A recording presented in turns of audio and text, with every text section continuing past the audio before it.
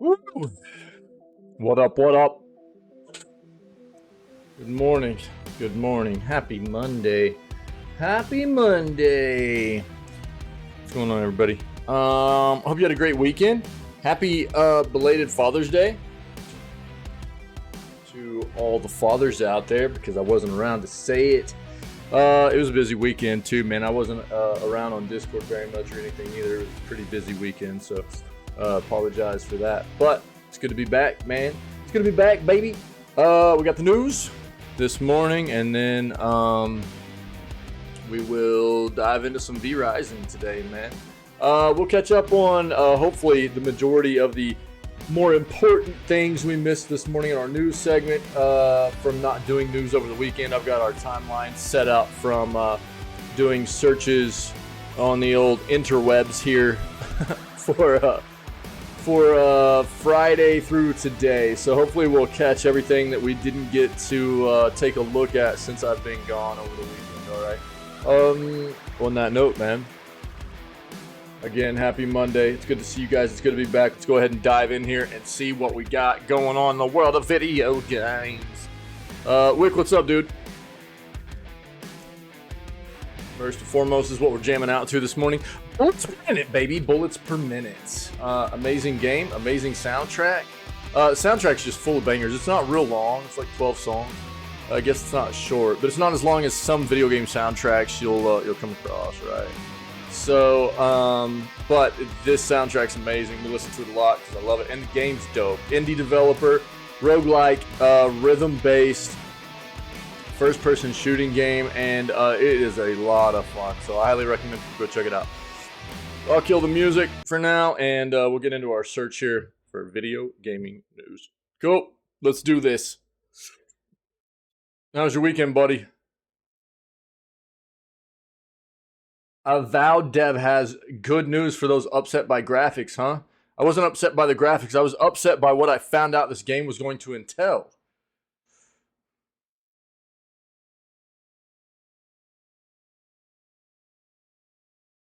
Honestly, I probably won't even play this game. At least not right away. Coming from somebody who was really, really excited about Avowed, everything that I've seen so far come out of the producers and the lead developers and stuff out of the game, not real excited. Just as far as what they're telling us about what the gameplay is going to be like and include and everything. It's not the pillars that we know. That's what I think a lot of people were hoping, was that it was pillars put in basically first person mode, and that's not what this game seems to be here. So honestly, I'll just look forward to Dragon's Dogma 2. And probably won't worry about Avowed much. But to each their own. I hope it's good. It's just not going to be what... it doesn't sound like it's going to be what I wanted out of the game, being a Pillars of Eternity fan. Critically acclaimed Steam game and its sequel, free to download and keep forever. Beat that, console.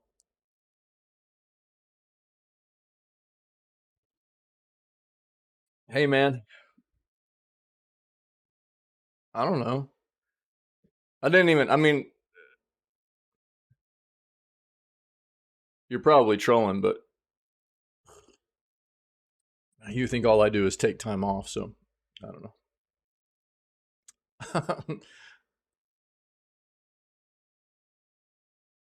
Let's see what this is.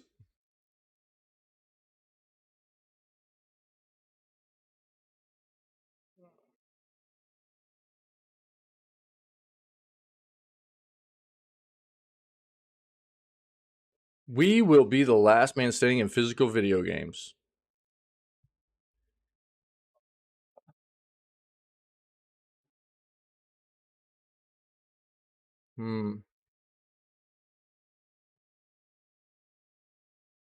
Let's read into that real quick and we'll see what's up.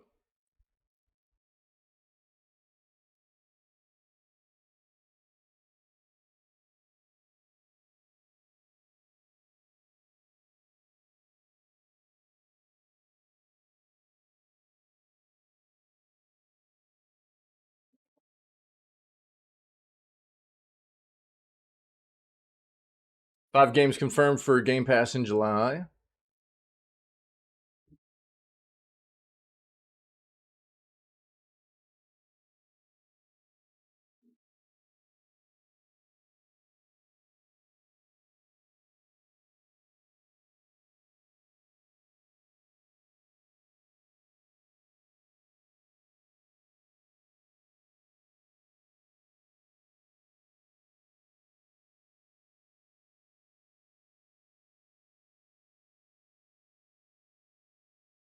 We've already talked a lot about the NVIDIA AI stuff they've got coming out, so I'm not going to touch on that. It's impressive.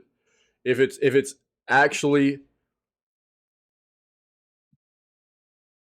what they're showing us, it's impressive. And it's scary for a lot of people's jobs too.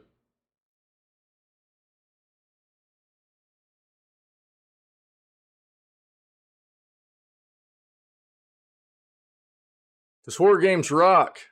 You know why horror games are so good for some streamers? There's some streamers that's all they play, right? That's all they play are horror games. One of the reasons it works very well for some of those streamers is because they've become notorious for it, right? And there are a lot of people that can't play those games. So naturally, they're entertained by it. They like to enjoy the entertainment, but it's a bit maybe too immersive playing the game themselves. So what they like to do instead is watch the content be played.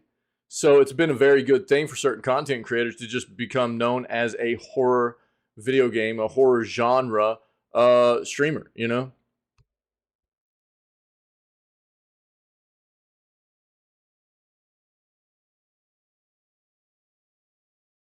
Excuse me?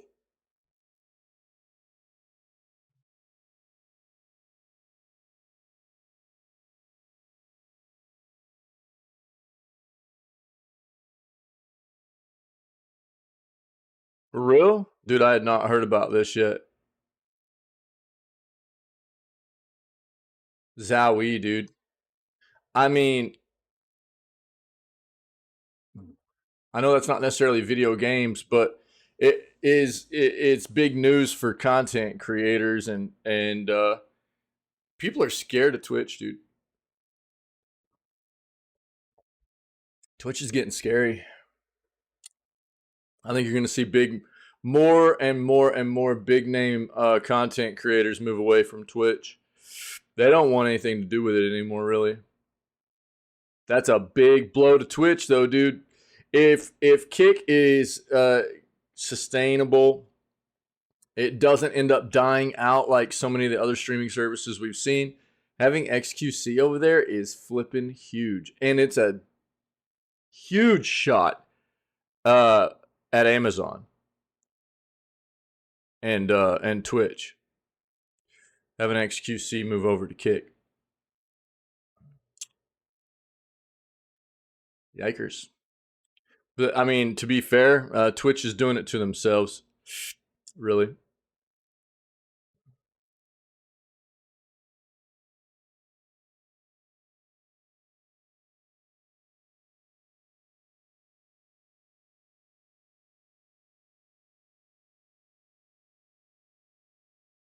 Your gaming monitor might be too big.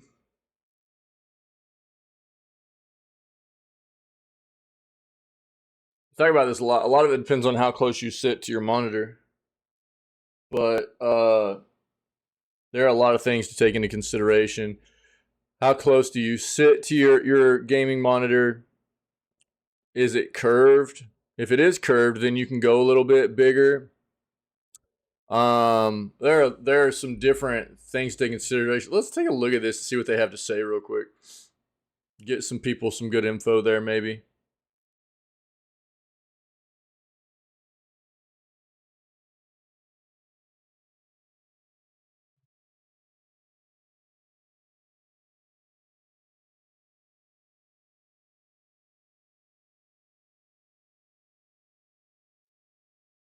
Callisto Protocol's final chapter launches first on PlayStation. I don't think a whole lot of people probably really care. That game was kind of balls.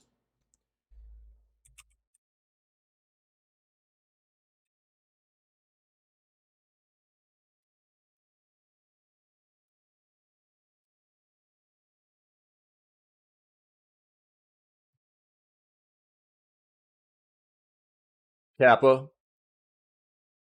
Kappa. I mean, you can even see at this point, this game's been out long enough now that, I mean, it came out in what, December of last year, I think? When did it release? Yeah, December of 2022. 6.8 user of over 1,000 ratings just on Metacritic, and a 69 out of 85 critic reviews. So, does it have the same on wait, this, oh, this is for PlayStation 5. This is PlayStation 5's rating right here. PC's even worse. Imagine that. We'll read about it, talk about it, but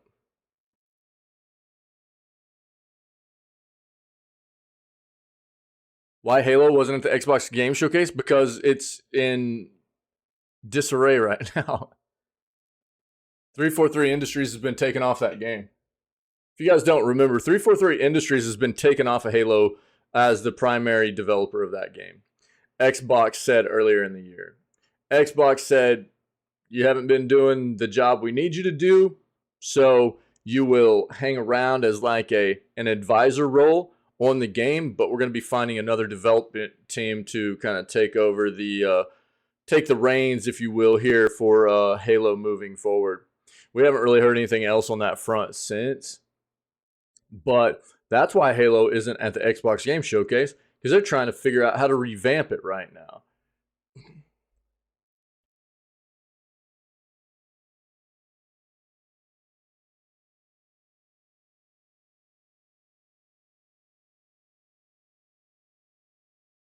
Insomniac has bad news for Spider-Man 2 fans? What? Wanting to play before launch. Oh. Well, get wrecked. Just chill out. You'll get it when you're supposed to get it, man.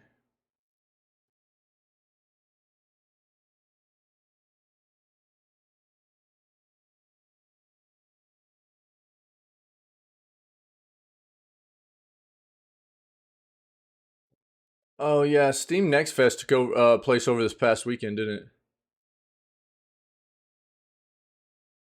I'm pretty sure.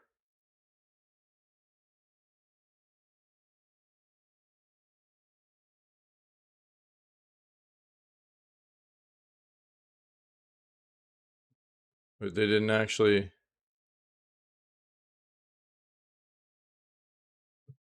Steam have it listed?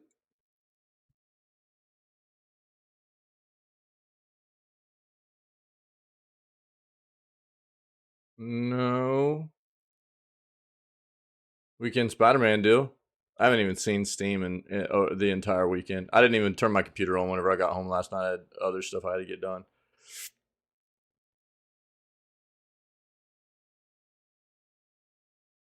Okay.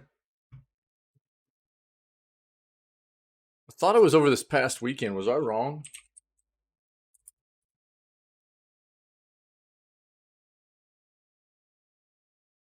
Oh, it runs from today through the 26th. Oh, okay, cool. All right. Well, let's keep that stuff together then. Nice. Why was I thinking it only ran for like 4 or 5 days and it was like ending today? I don't know. I'm all off. Excuse me.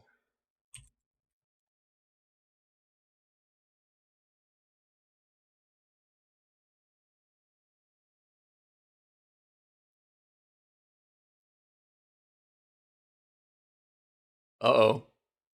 Might want to avoid updating the ROG Allies firmware for now. We'll see what's going on there.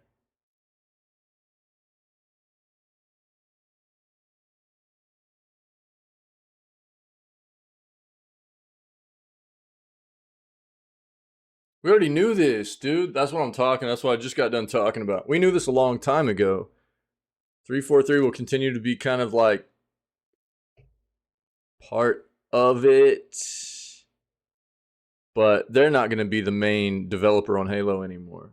Xbox has felt like that 343 Industries has not done what they should have been doing with Halo. With such an iconic franchise, for it to have been just kind of, mediocre, they feel like there's a lot more potential in that franchise than what 343 has been able to bring out from it. And I mean, I kind of agree. So they're finding other developers to take the reins on it. Exactly what I just talked about. I mean, we heard about that at the beginning of the year. I think it was January.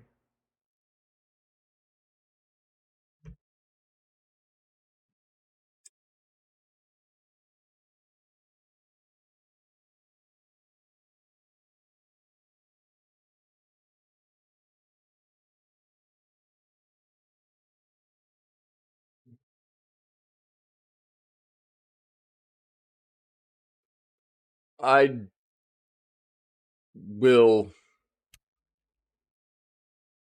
uh, pose a different kind of title for this. This says 1 year on, has the gaming world missed the yearly E3 Expo? No. No, the gaming world has not. But 1 year on, again, E3 has missed out on the gaming world. That's what's happening. The gaming world continues to flourish and thrive and do their showcases every year, whether or not E3 is a part of it. E3 has gotten left in the dust, as it were. E3 has been found to have not be needed anymore. It's kind of their own fault in a lot of ways. But the gaming world didn't miss E3. E3 missed the gaming world. That's what's going on here. Citizen Sleeper 2, every mechanic strives to have a story-driven consequence. Ooh. The first one's supposed to be very good. I'm glad to see they're making a second one.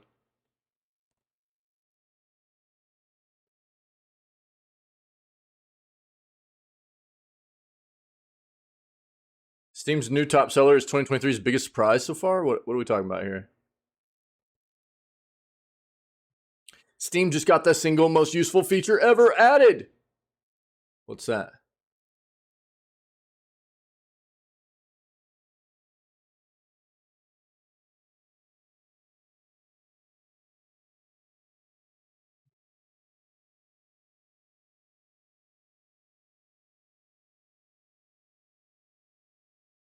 We already talked about that.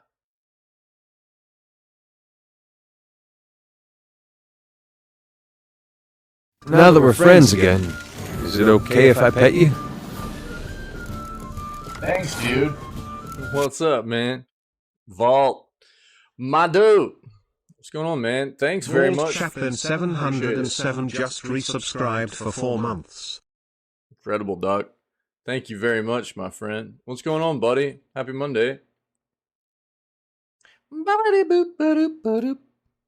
Man, we just trying to catch up on all this news we missed over the weekend since I've been gone, man. Yep. What's up with you, man? Did you have a good weekend?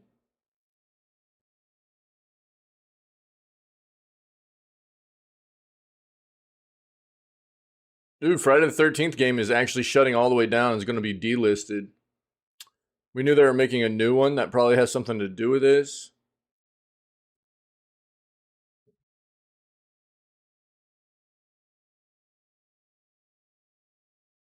Yo, yeah, thanks. Yeah, that's the same thing I was saying when I got on this morning, too. Happy belated to all the fathers out there, man. Yeah, thanks, man.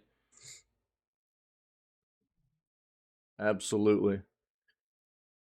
All the dads.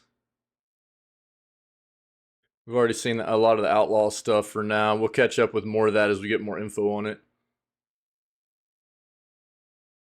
Okay, let's stick with this. That's a good amount of articles for today. We'll probably still, over the next day or two, catch up on a few of the things that maybe we missed over the weekend, but we'll get it. We'll get it.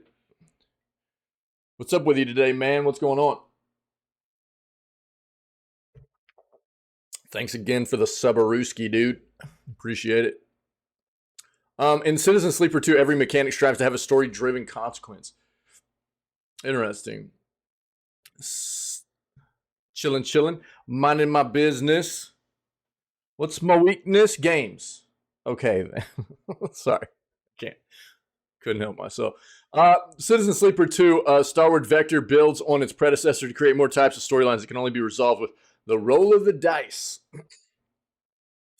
The original Citizen Sleeper came out. Yo, I need you to just hold your horses here. We're not ready yet. Original Citizen Sleeper came out at the perfect time for me. The 2022 role-playing video game was just released as my role as the forever GM among my friend group was solidifying, leaving me eager for tabletop-inspired gaming experiences where I could be a player, utilizing an action economy based around rolling dice to deliver an agency-rich role-playing experience. Citizen Sleeper scratched that itch I was looking for. A year later, developer Jump Over the Age has announced that Citizen Sleeper 2 Starward Vector is already in development. As you can probably surmise, I'm ecstatic. Like its predecessor, Citizen Sleeper 1 is supposed to be very, very good, man. I really want to try it out. Hopefully we'll get around to it at some. Maybe we'll have to like play it right before we play Citizen Sleeper 2 or something like that, you know. Like its predecessor, Citizen Sleeper 2 sees you play as a robotic individual known as a sleeper. The game begins with you partially rewriting your programming, stopping your need to depend on the stabilizing agent that sleepers need to regularly inject themselves with in order to survive.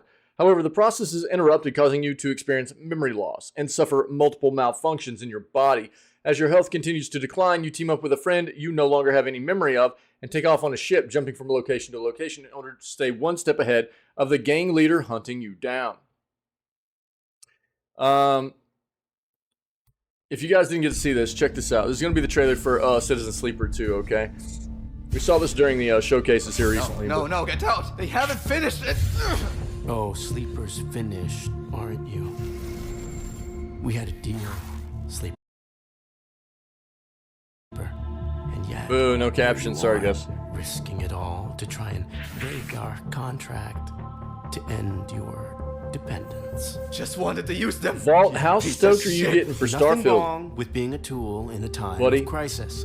There's a war on, and while it rages... Talk to me, well, man. There's opportunity.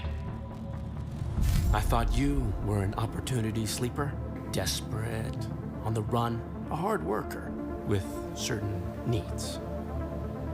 I met your needs. I gave you a crew, lent you a ship, even hooked you up with a contract or two. And yes, I took my share, but that only seems fair. I invested in you. But then, you went and did this. And now, Hello. this. What up? And I don't need you anymore either. How's your weekend, Kayla? Good morning, good Sleeper, morning. go! Now! Looks to the dope. ship! Dude, I actually, you know, a lot of what I saw from the showcase got me a little bit more excited for it, you know? I won't lie. I still don't really plan on playing it on release. But the showcase was good, dude. It was okay. Better than not okay. Right? This Kayla's gonna be like, shut up, is OA. just the beginning, Sleeper. It was good. It was busy. It was a busy weekend. Like I said, I mean, this game is hopefully going to be good. The Citizen Sleeper 1 was supposed to be very good. I'll read the rest of this in a second. You know, we went out of town. I got to spend Father's Day with my father-in-law, who's an amazing individual. So that was really cool. It was a little bit busy. We were helping family members move and stuff like that, and so it was a little hectic. But it was good. I ate way too much food. It wasn't like too exhausting or anything, but you know, we were helping people move around and stuff like that, which was, you know, it was good to help. But it was a pretty good weekend. It was pretty good. It's nice to be back. I missed you guys, you know, missed streaming. So it's good to be back. And my family flipping, of course, they always spoil me. My wife and my kids, they did a bunch of stuff for me for Father's Day, so that was really cool, you know. They always spoil me, man. I'm very, very fortunate. I can't leave that fact out, you know. The weekend was good. Oh yeah, thanks, Caleb. Appreciate it. Yeah, Vault, I'll actually agree with that sentiment, man. There was a few things that give me 1 second and I'll touch on it. Just a second.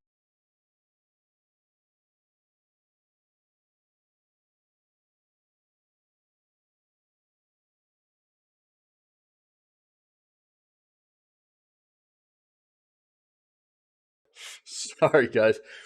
Yeah. So that was kind of my sentiment too. It was a bit underwhelming. Right on, Kayla. Yeah. Yeah. Sorry.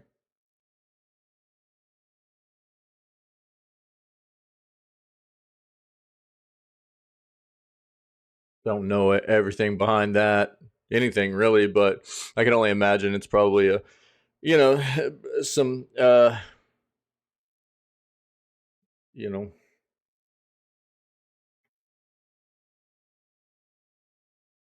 maybe melancholy stuff there or whatever, you know what I mean? So, I don't know. Yeah. Yeah. Yeah, that sucks. Sorry. Sorry. Um, there were only a few things during the showcases that really kind of got me jacked, dude. Um, Lies of P, which I've been following for a long time and I've been wanting to play. I hope it's good. Um, Dragon's Dogma 2. You know, that was like, we got the PlayStation showcase at the end of May. So that was before the June showcases even popped off. And Dragon's Dogma 1, dude, I put like 120 hours into that game. And I loved it. And I feel like Capcom's one of the, yeah, that sucks, Kayla. I'm really sorry. That sucks. Yeah. Yeah. Yeah, I think that's one of those things. It's like, you know, it's tough because while a lot of people, you know, are celebrating, all kinds of holidays are like that, right? A lot of people get to celebrate certain things while other people, it's kind of a something that maybe brings about some, either it could be bad memories, it could be sad memories, you know, things like that where you maybe don't necessarily want to dwell on or think about or whatever, you know what I mean? So that sucks. I'm sorry. Bummer. Um so Dragon's Dogma 2, man, I'm really stoked about that. Payday 3, I played a ton of Payday 2 back in the day. I loved that game. And I think it'd be a cool game for a lot of us to get into together because it's like just performing heists together and stuff. And that, dude, Payday 2 is great, and I'm hopeful for Payday 3. Yeah, yeah, Kayla, yeah, bummer. Um, Lies of P, I'm pretty psyched about. There's a few things. I mean, I can pull up. After I finish reading this, I'll pull up my wish list real quick, Vault, and I'll just show you some of the things that I added on there through the showcases. But there wasn't a whole lot, and I'll talk about some of the other stuff. Like, just there was a lot of just cinematic stuff, and I'm like people are talking about being psyched about like Fable and stuff. I'm like, why? I didn't really see anything, you know? Oh no, Kayla, you're fine. Dude, life can be a downer. You know what I mean? Life can be a downer quite often. That's just, you know, it has its ups and downs, and that's okay. That's what we do here. We work our way through all of it together here, don't we? I mean, that's all right. Based on the announcement trailer, so let me get through this, Vault, and then we'll talk a little bit about maybe my wish list, some of the things I saw, and what I am stoked about, and what I was kind of turned off about. Based on the announcement trailer, Citizen Sleeper 2 has a far more explosive and dramatic start in comparison to its predecessor. And the trailer a good indication for the entire storyline and narrative pacing of is the trailer a good indication for the entire storyline and narrative pacing of Citizen Sleeper 2? Oh, this is a long flippin' article, dude.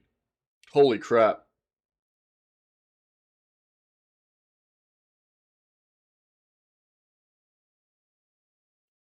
I'm just gonna kind of get to the point. I'll let everybody read this if you want. I'm not gonna read this entire thing. It's a bit lengthy. It gets into a lot of details about it, what could be the same and could be different from the first game and stuff like that. So if you're really interested, I'll link it so you can read it. But I'll just get to the meat of this. We'll summarize this. Can fans expect a similar setup or have the tabletop mechanics involved and changed as well for the game? Based on all this, how does the core gameplay loop of the original Citizen Sleeper evolve in the sequel? The game will look and play like a Citizen Sleeper game, not changing the way the game works. You will go to locations on the little nodes. You will use your dice to do actions, fill blocks. Dice system will look different. On Steam, there's actually a little picture of the new dice system. It's completely unlabeled, so people can just guess what the weird little new red circles and things mean. That's part of the overall structure of malfunctions and how your body works. So that's different.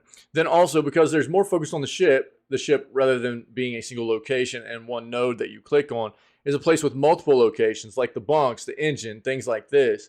That's also something that's going to feel a little different because obviously in Citizen Sleeper 1, a house was just one place. There's only so much stuff you could fit in that. I needed to expand that a bit more to allow more space.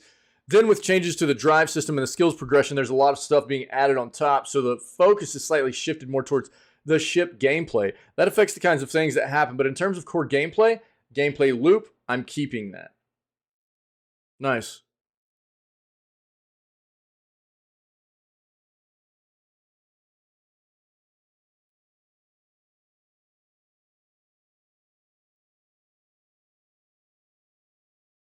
Cool. Well, it sounds like they're just expanding on what made the game so good in the first place, and hopefully this one will be good too. Again, there's a lot that I didn't read in there, you know.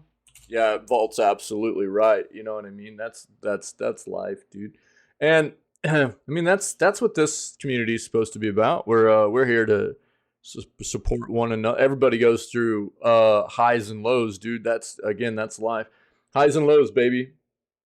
And you know, picking each other up and you know, helping each one another get through those valleys, as it were, those down parts of life and stuff, man. That's what this is about. So, you know.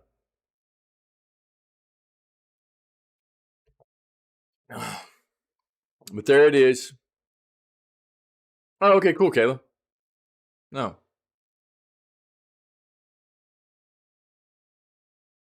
No, I don't think you're too negative. You're okay. You're just working your way through some stuff, man. It's all right. You know, there's a difference between like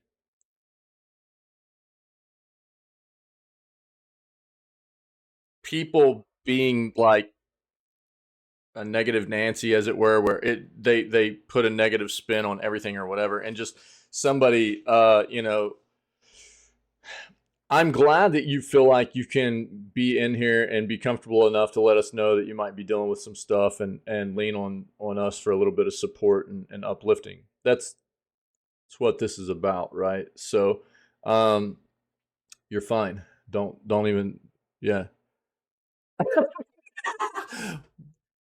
Well played. Right there. Vault's got you. You know what I mean? So there's a difference between people like that just want to be, you know, a cynic about everything, negative about everything, and just, you know, really put a bad vibe on the entire community. I wouldn't let that happen. As opposed to somebody that's a part of what we do on the constant and we care about and might be dealing with some rough stuff or whatever. You know what I mean? And, you know, we're here to lift those people up. There's a difference between that. So you're all right. You're all right. Yeah. Well, that's what I'm saying. Yeah. I mean, so, don't even trip. You don't put a bad vibe on the community or anything like that. You're fine.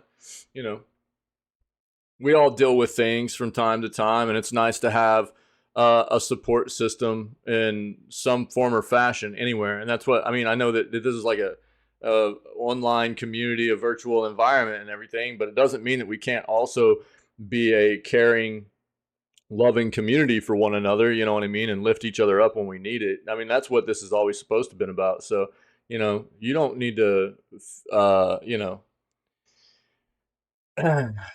feel like you're putting a bad vibe on the community or anything. You're not.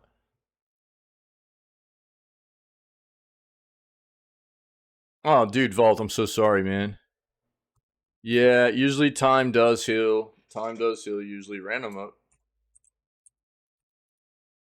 But, you know, everybody deals with that kind of thing different. The grieving process, right? It's a bit different for everybody. And I'm really sorry to hear that, dude. That sucks so much, man. Yeah.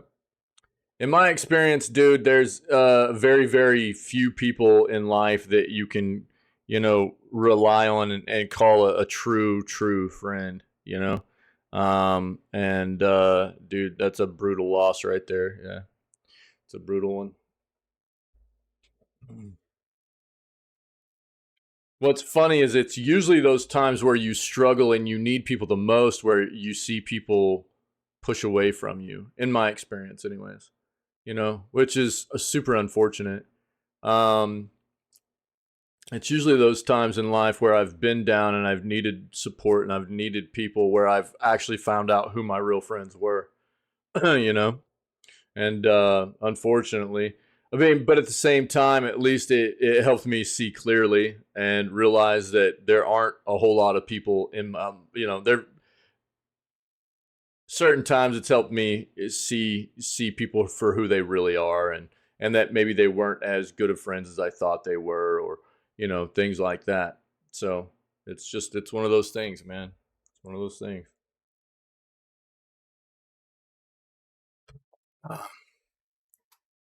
So let's talk about this real quick. So that's not right. What? Hello?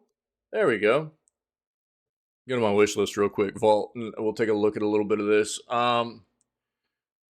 So I'll just go through like some of these games that haven't really released yet, and we'll talk about some of them. A lot that I've been psyched about, I knew were coming. Dragon's Dogma was a bit different this year because again, it showcased its like first real trailer at the PlayStation Showcase at the end of May, and I was like, holy crap, dude. I've been waiting for this game for a while, and we'd heard like rumor mill stuff that this game was on the way. We hadn't really heard anything official, right, until that PlayStation Showcase. And this is probably the biggest hype of the year for me right now is Dragon's Dogma 2.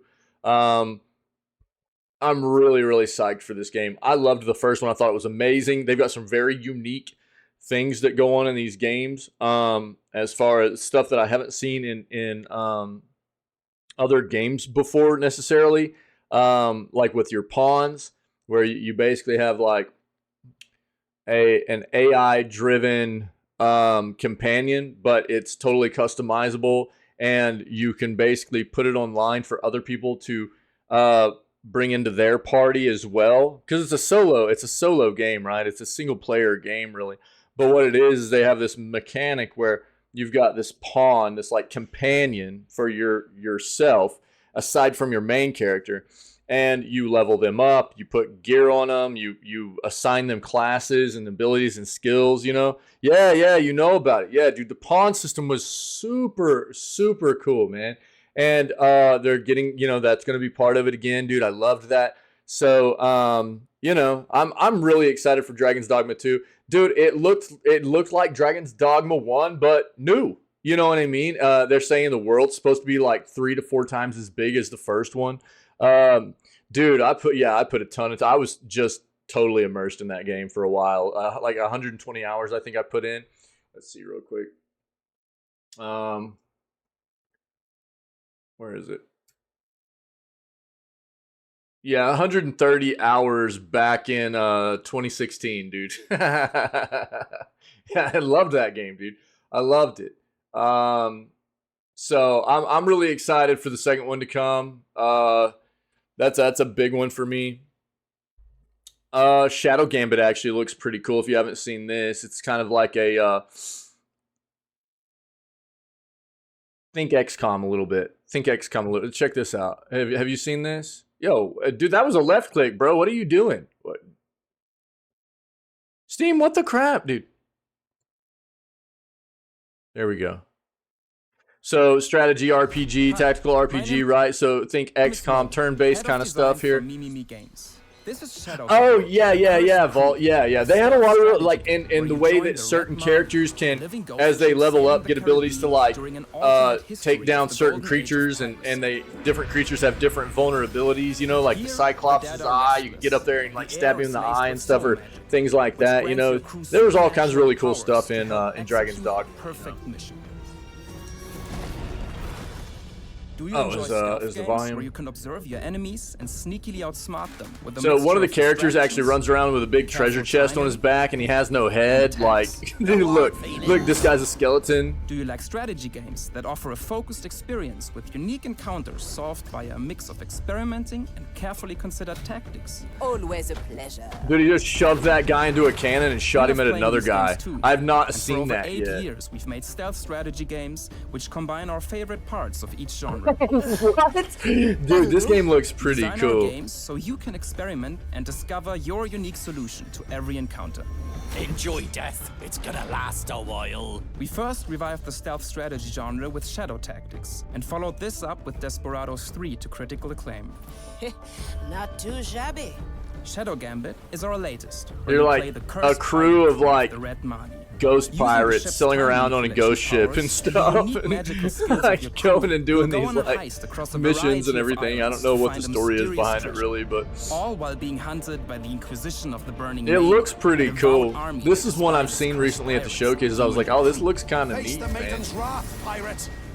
We love the top-down tactical perspective because it gives you all the information you need to plan out your stealthy strategy. This allows you to command multiple characters to work as a team. For example, splitting up one crew member to distract a guard several meters away, while the other takes down their Inquisition friend. Stay down, will you? The game is designed so you can know where every guard is looking, when you're visible or hidden, who will hear the noise. I haven't made by seen your this video attacks, yet. We'll watch and this more. real quick. These tools are designed so when you get caught, The cursed are here! you know it's because of something you're So this is overlooked, where you would not end up because getting the into game this, handed like, an unfair advantage. The actual Let's try comment. So that there's like a again. stealth mechanic behind it, I Just guess, because and you then have there's access to actual all like this information doesn't mean it's going to be a squad-based relaxing day at the combat and beach. stuff too. You'll have to think hard about how to seems- get past areas where there might be one or more enemies who will spot you right away if you try to take out one of It their seems like they friends. really want you to focus on You're trying bound to to figure slip out how up to stealth eventually. most things. What though, happened you know? here?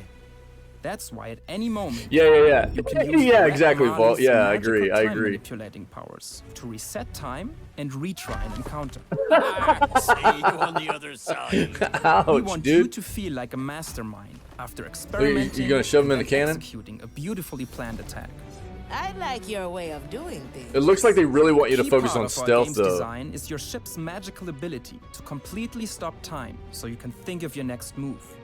Whether you want to find a safe spot to hide, or you just don't like His thinking foot in was real hanging time out. and would rather stop, plan, queue up a character's action, and then execute it. You are always the one in I control. love this dude running around with a big Resistance cannon is strapped on his back. That's funny. To defy the Inquisition, This is you'll an need to interesting find the type of legendary black gameplay here. pearls. So it's Soul not just energy all can be like used to unlock new crew members. engage Their special like it magical would be in abilities provide unique tactical XCOM, right? options, especially when you mix and match who you send on each mission. I heard that. In this trailer, we're showing 3 out of the 8 members of your cursed pirate crew. The first is Aphia, the ship's adventurous and lethal navigator. Removing a magical sword from her own chest grants her the ability to dash across space-time for Interesting. kills which happen in the blink of an eye. Mr. Mercury, the shipwright and caretaker of the Red Mali, is the jokester and infiltrator of the crew. He carries an anchor, which allows him to open a portal to the Shadow Seas, where he lies in wait before going in for a kill. Gone to the fishes. His abilities That's get him gross. past enemy view cones and even through fortress walls. Also, his fish companion, Sir Reginald, helps him distract guards. Gaëlle Lebris is the master cannoness. She excels at positioning by using her cannon to suck in and launch fellow crewmates to hard-to-reach places. Or load Inquisition enemies into her magical And dude, look, he cannon shoves and them in the send them where they'll cannon. cause you less Oh, trouble. that's wild. The Red Mali's power to stop time makes it easy to control 3 It characters. looks at like it once. might For just be example, like here you we have to get through 3 all this enemies, stealthily, all you within know what I view mean? of each I don't other. know. If we take any one of them out, That's the like what they others will want. spot us Well, immediately. it's like puzzles, right? It's like stealth So puzzles. I'm going to position our crew to take out one each. We'll stop time, set Aphia to kill this enemy, Gale to knock out this guard, and Mr. Mercury to emerge and take out the last one. With our actions set, when I press execute, all 3 actions will happen simultaneously. A dazzling display. This is an advanced technique which Bro, the helps you way he take shoves out people in large that groups of cannon enemies, is absolutely but it's hilarious. perfectly valid to take out every guard one by one. We made the game so you can play the way you want. If you want to hide and observe, I thought I you had can seen even before speed where up they were time doing like so you don't turn-based have to combat wait and long stuff. for a Maybe I'm patrol to wrong. come back around. In each island's mission, you have the freedom to decide. I'm where not you really want listening to enter it right now and either. I exit. don't have my You can headset survey on. each point to find one to your liking before deploying. Through the below we go. Shadow Gambit isn't made to push you towards a solution which we designed. We're giving you a variety of tools to find your own unique strategies via the time manipulation power of the Red Mali and the magical skills of your cursed pirate crew. This is just a small look at Shadow Gambit, the Cursed Crew. On your quest to find a mysterious treasure. I don't know. of This is otherworldly one of them I power, saw there that will was be many like, challenges you and know, that story looks like that could missions be pretty spread across cool. I didn't even multiple realize that was exotic up, and so it's handcrafted good. islands. That was one that I hadn't seen before. That I was like, you know what, that looks pretty sick. Avowed. We've actually got an article up on Avowed right now. Unfortunately, with Avowed, I'm kind of turned off. This is a game I've been waiting to see more of for years now. And we thought we were going to get more on it last year. And I felt like the gameplay looked fine, but then we find out that, like, it's going to be, I think, pretty limited in respect to, like, what you would normally get out of a Pillars of Eternity game. It's not going to be the same thing, which is what I think a lot of Pillars of Eternity fans really wanted. Yeah. I think a lot of Pillars of Eternity fans wanted we were expecting Avowed to be first-person Pillars, right? Maybe not with, like, as much of, like, a team-based mechanic behind it or anything, but still with, like, character creation and the lore behind things and stuff like that. And honestly, a lot of what it sounds like to me was that it's just pretty shallow compared to what you would get out of like a Pillars game. Character creation, you can only be a human or an elf. And it's like, what, dude? Coming out of the Pillars universe, those are the only races that you can be? Nah, it probably it doubled it. It was probably an echo, dude. It should probably be fine now. So it was some audio stuff on my end, I think. The so Avowed, pretty disappointed in what I've not seen, but what I've heard, like quotes from from producers and main developers out of Avowed.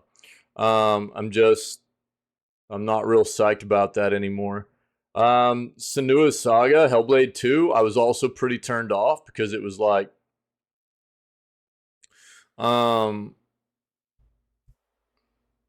after the, we've had like a gameplay trailer for what, a year and a half, something like that. I don't know when that initial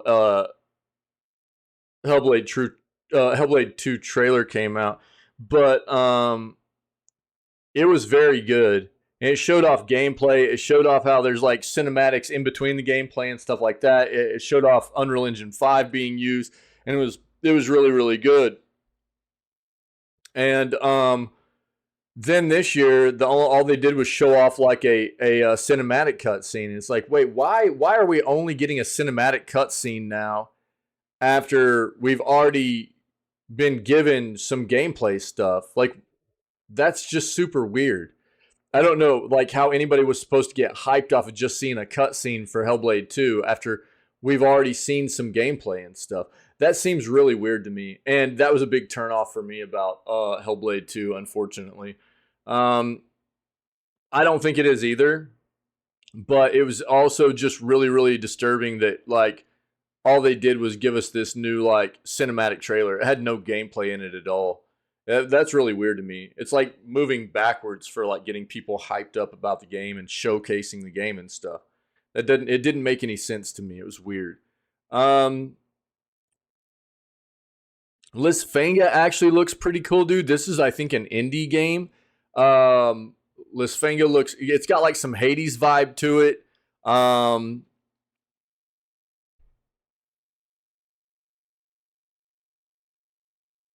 Yeah, I don't know, dude. I don't know what the play is there, but I would recommend taking a look at this if you liked Hades. This game looks pretty wild. I've got a little bit of some hype on this now that I've seen this. This game looks pretty cool. If anybody's interested, I'll just share this real quick. Yeah, exactly, dude. So this little title looks dope. Didn't mean to do that. Didn't mean to do that. Stop that. Stop that. What else was there? Jump Light Odyssey looked okay. Baby Steps. This is a big one, dude. Hades was cool, but you were getting cooked the whole time. You know what it is, dude. You've got to learn. And I didn't really realize off the bat either. But when you find the synergies, right? Like, did you find the synergies in the game and everything? Did you find that? That's where it gets good, dude. That's where you start actually being able to figure some stuff out and get through runs and everything. You find those synergies in the abilities and stuff where they actually turn into new ones. They turn into, like, you get different abilities that combine together to make, like, these big, like, kind of almost like ultimate abilities and stuff. It's really that's kind of what you look to do. That's like the main focus of getting through runs in that game is getting those boons to kind of evolve. This game, dude, I am super psyched for if you haven't seen this. Nate! Nate, buddy, family meeting. Yeah. Let's go. Not right now. Not right now. Bro, I'm so excited for this one. I can't wait for Baby Steps, dude. No, he's 35. I want him to have some kind of discipline. Nate, if you can hear my voice, I want you to come up here. We're having a family meeting. Have you seen this yet, Vault?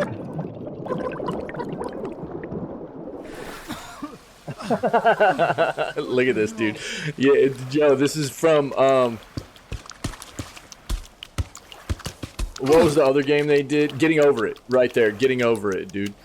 So they did Getting Over It as well. If you know what that game is. Bro, this game is gonna maul me out, but I'm gonna laugh my head off too.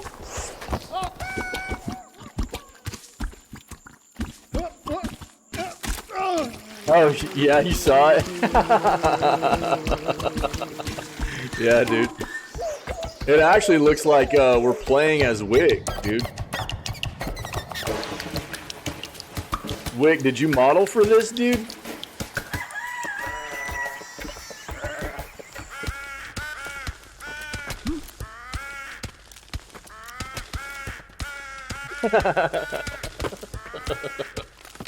Oh, can you not?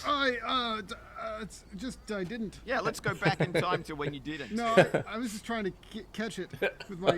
Sorry, with your foot. using my. Yeah, you tried to catch it. I saw it was starting to go, and I just trying. I mean, to be fair, he's got some hams and some cake, dude. Homie's running around with some straight up hams, dude. Look at those thighs. Yeah, no, it's just a little oversteady. That onesie is struggling, dog. See you later. That onesie's struggling, bro.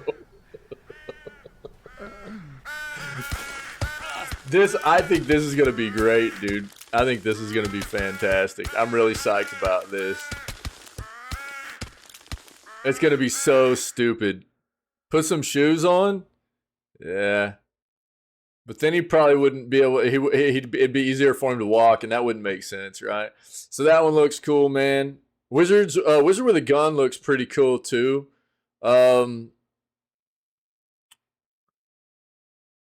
Wick, you played through Planet Alana. Wick said Planet Alana was pretty solid. Outlast Trials. I'm excited to play that. We're gonna play that in October. Yeah, Cassette Beast is $16 right now, dude.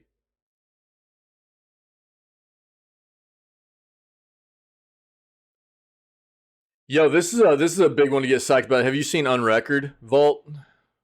Blasphemous 2, I'm really psyched about as well.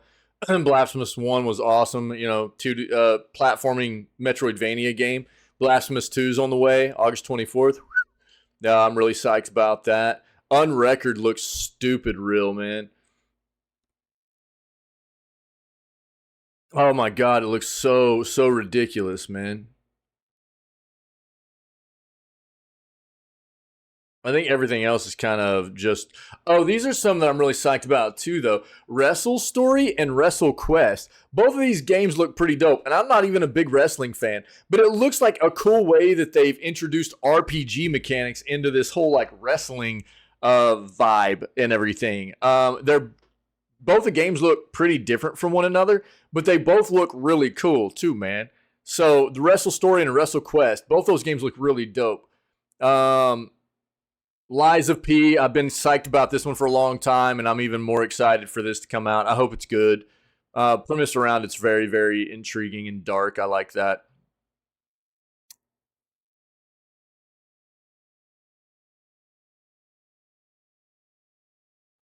Anything else in here? Payday 3, like I said, really psyched for Payday 3.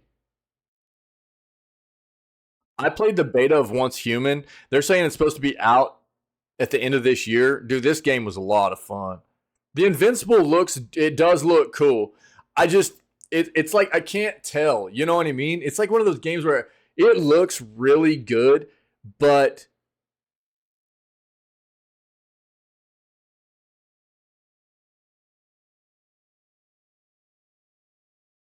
I'll tell you why it scares me. You know what it kind of reminds me of in a way is Scorn. Not because of the same like aesthetic and like art vibe, because obviously Scorn was like Geiger and everything, you know what I mean? Yeah, I think that's what it is. It's like it looks really good, but how's the gameplay going to be? Is it, you know what I mean? Yeah. So Scorn got me on the, you know, I love Geiger artwork, man, and Scorn got me on that. The game was terrible. It was not good. I mean, it performed fine, but it was just content-wise, it was trash. It was not good. For a game that had been in development for 8 years, it was like, this is what you guys brought to the table. It was just an artwork is all it was. It was just artwork. It wasn't a very good game at all. And, I mean, it performed fine, but the content was just so subpar. It was really, really terrible. And that's what I like. I'm almost worried about a game like this where it looks really, really good. And it's probably just because I'm a bit jaded by that whole Scorn experience last year. But it looks really good, but I just can't tell what the gameplay is going to be like, you know? Because, I mean, for me, dude, I'll take amazing gameplay on a mediocre-looking game all day, every day, over a game that looks great, and it just doesn't really do anything for you gameplay or content-wise, you know? So this is one that I think is really intriguing, but I kind of want to sit back and wait and see what people are saying about it, because I just don't know what you're really going to get out of it, you know? Yeah.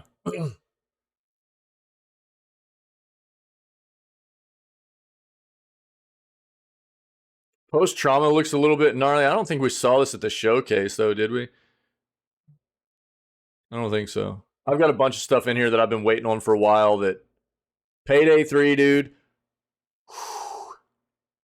Cannot wait for Payday 3.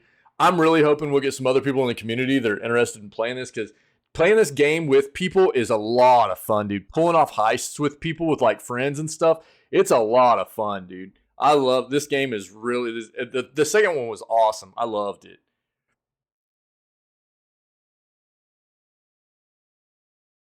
What else? Was there anything else? I don't really think so. Yo, this game right here, Strange Horticulture, is overwhelmingly positive, guys. Let me just say this real quick, since I just came across this. This game is creeping up on 7,000 reviews at this point on Steam, and it is at 95% positive.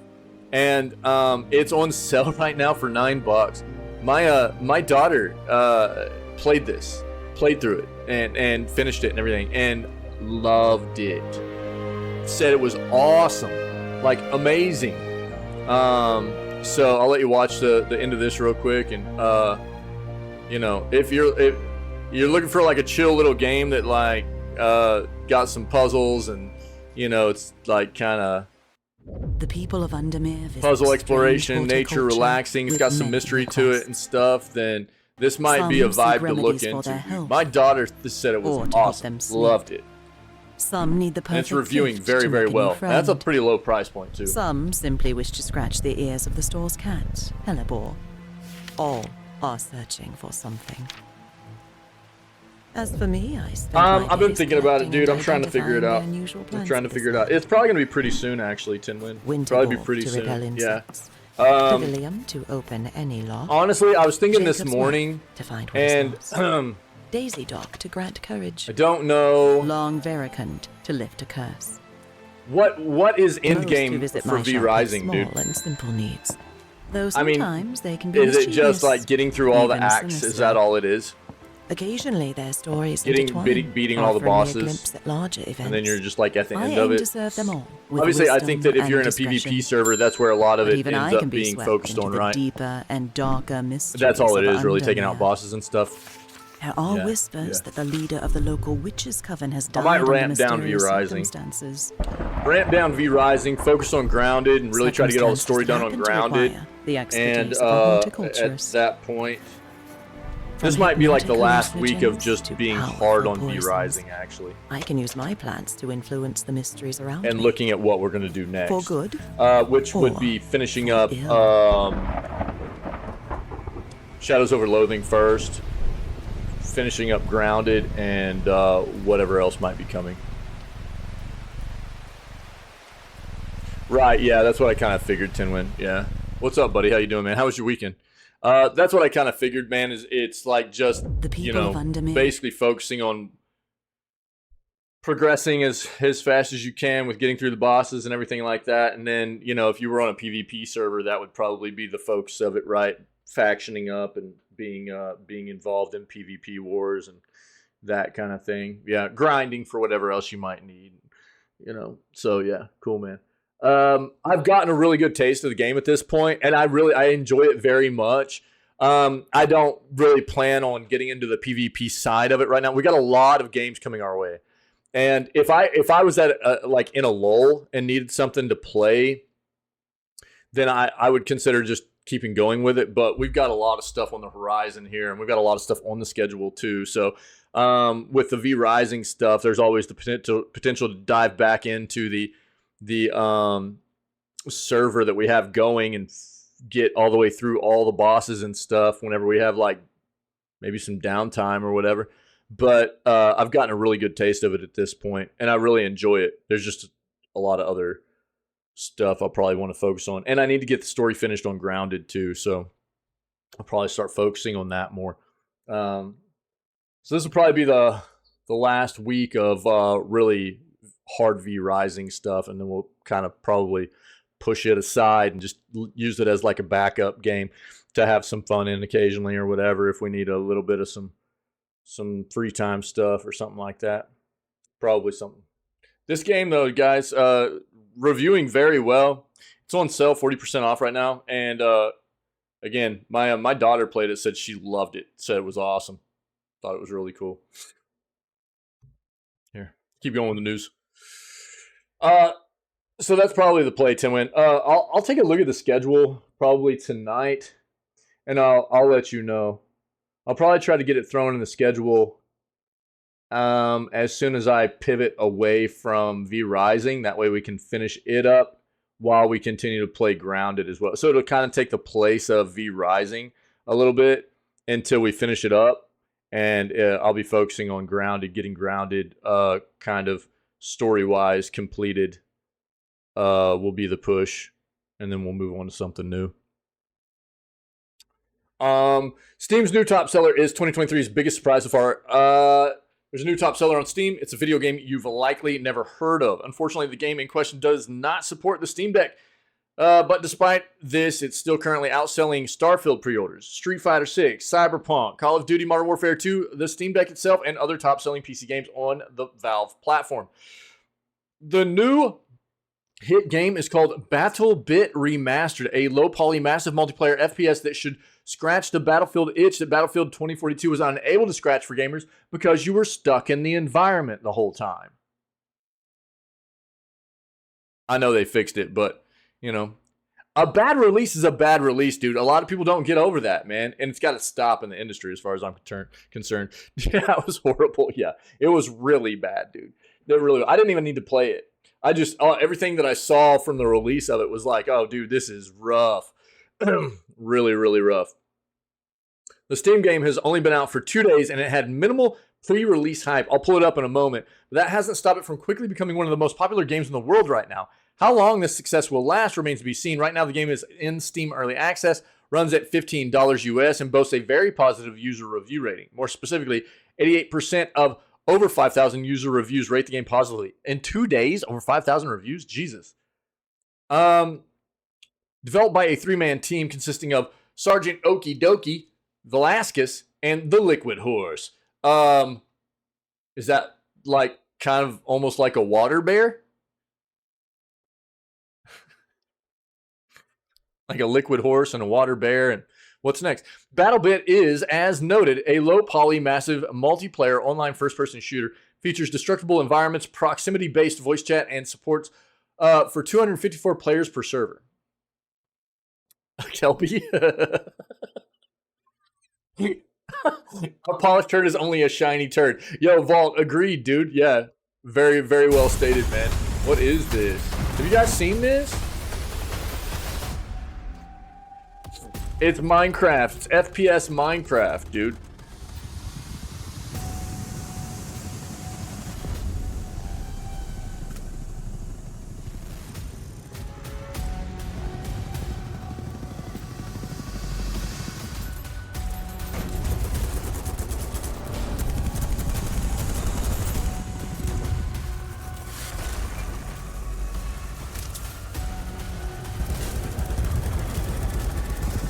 You know what's great about this, though? You know what's great about this?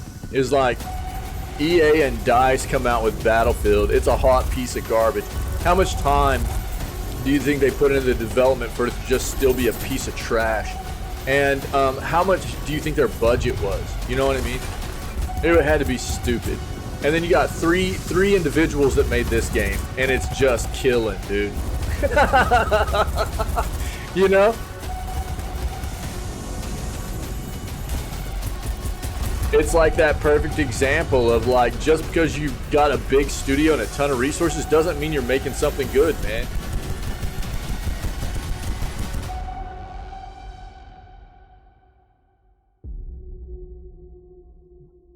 Yeah, it's been out, what, 4 days now? 4 days today?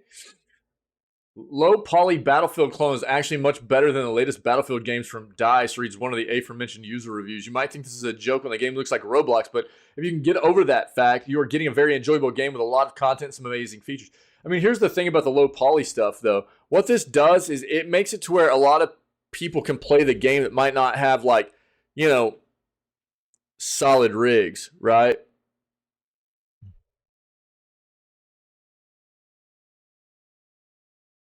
Yeah,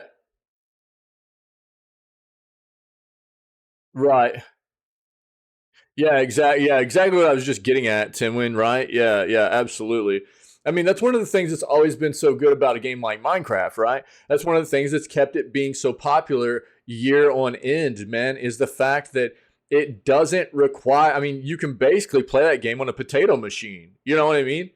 And that's what this is going to be as well, right? I mean, it's not like you can just play this on anything necessarily, but it's going to be much less intensive than anything like Battlefield would be on hardware. You know what I mean?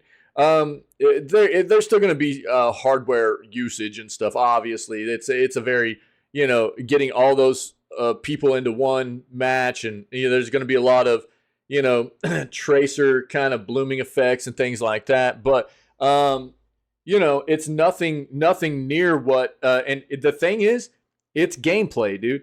If the gameplay's good, you're winning. I say this all the time.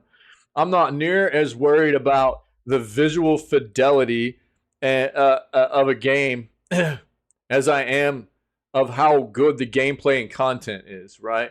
And this is like just another one of those perfect examples of a game coming through, and not only is it focused very, very much on gameplay and providing users with a great gameplay experience, which obviously is showing through right now. People are loving this right now, it seems.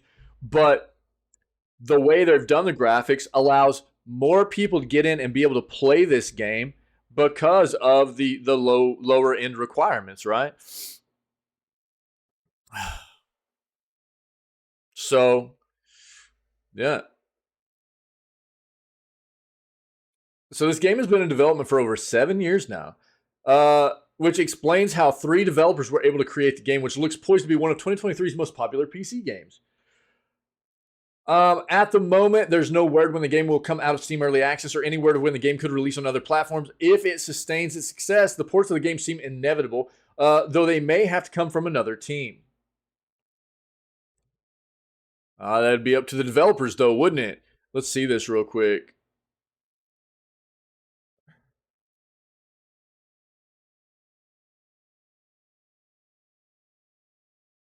Battle bit. Interesting.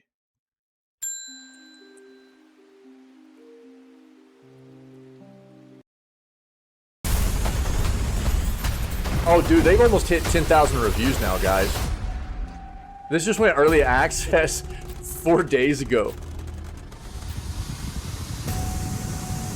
Pinky's already on board, dude. Timwin's already up on it, too. Let's go, dude. Let's go. Yeah, I haven't seen Pinky in a hot minute. I need to reach out and see how he's doing. I don't know if he's just been busy with work or what. But, look at it. It even lists each developer out individually. I love it, dude. You're buying it now? Yo, dude, let me know what you think.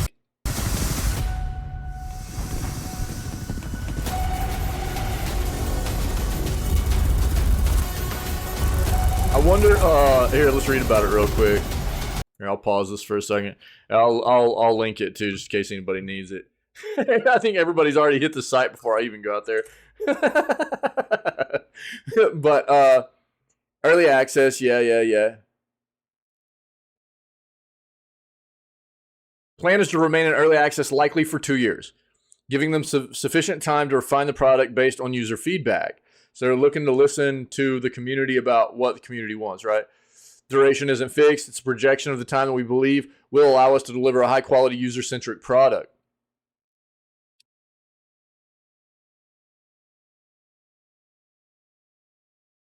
Our early access version, even though it's not the final product, is already in a highly advanced state. After 7 years of development and 5 major revisions, it's a very polished and sophisticated product. We've worked meticulously to ensure that the core features function seamlessly, provide a rich user experience. Worth noting that while this version is already well developed, we view early access as a valuable opportunity to further refine and perfect it based on user feedback.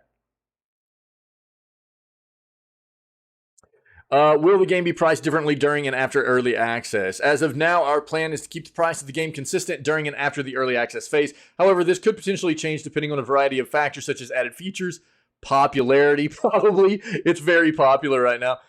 Development costs and user feedback. But rest assured, any decision regarding pricing changes will be carefully considered and communicated transparently to our users. How are you planning on involving the community in your development process? We're deeply committed to involving our community in the development process. Our Discord server is the main hub for this interaction. By joining, you can share feedback, report bugs, and engage with fellow players. Your insights will directly influence our game's evolution, making this a truly collaborative journey. Nice, dude. Yeah, $15 right now. They've got a supporter pack. I don't know what that includes. Let's see.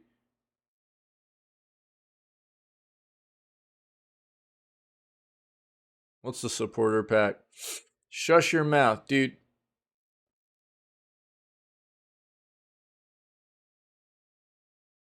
It's just got skins for the like all the weapons and stuff. It's just cosmetics.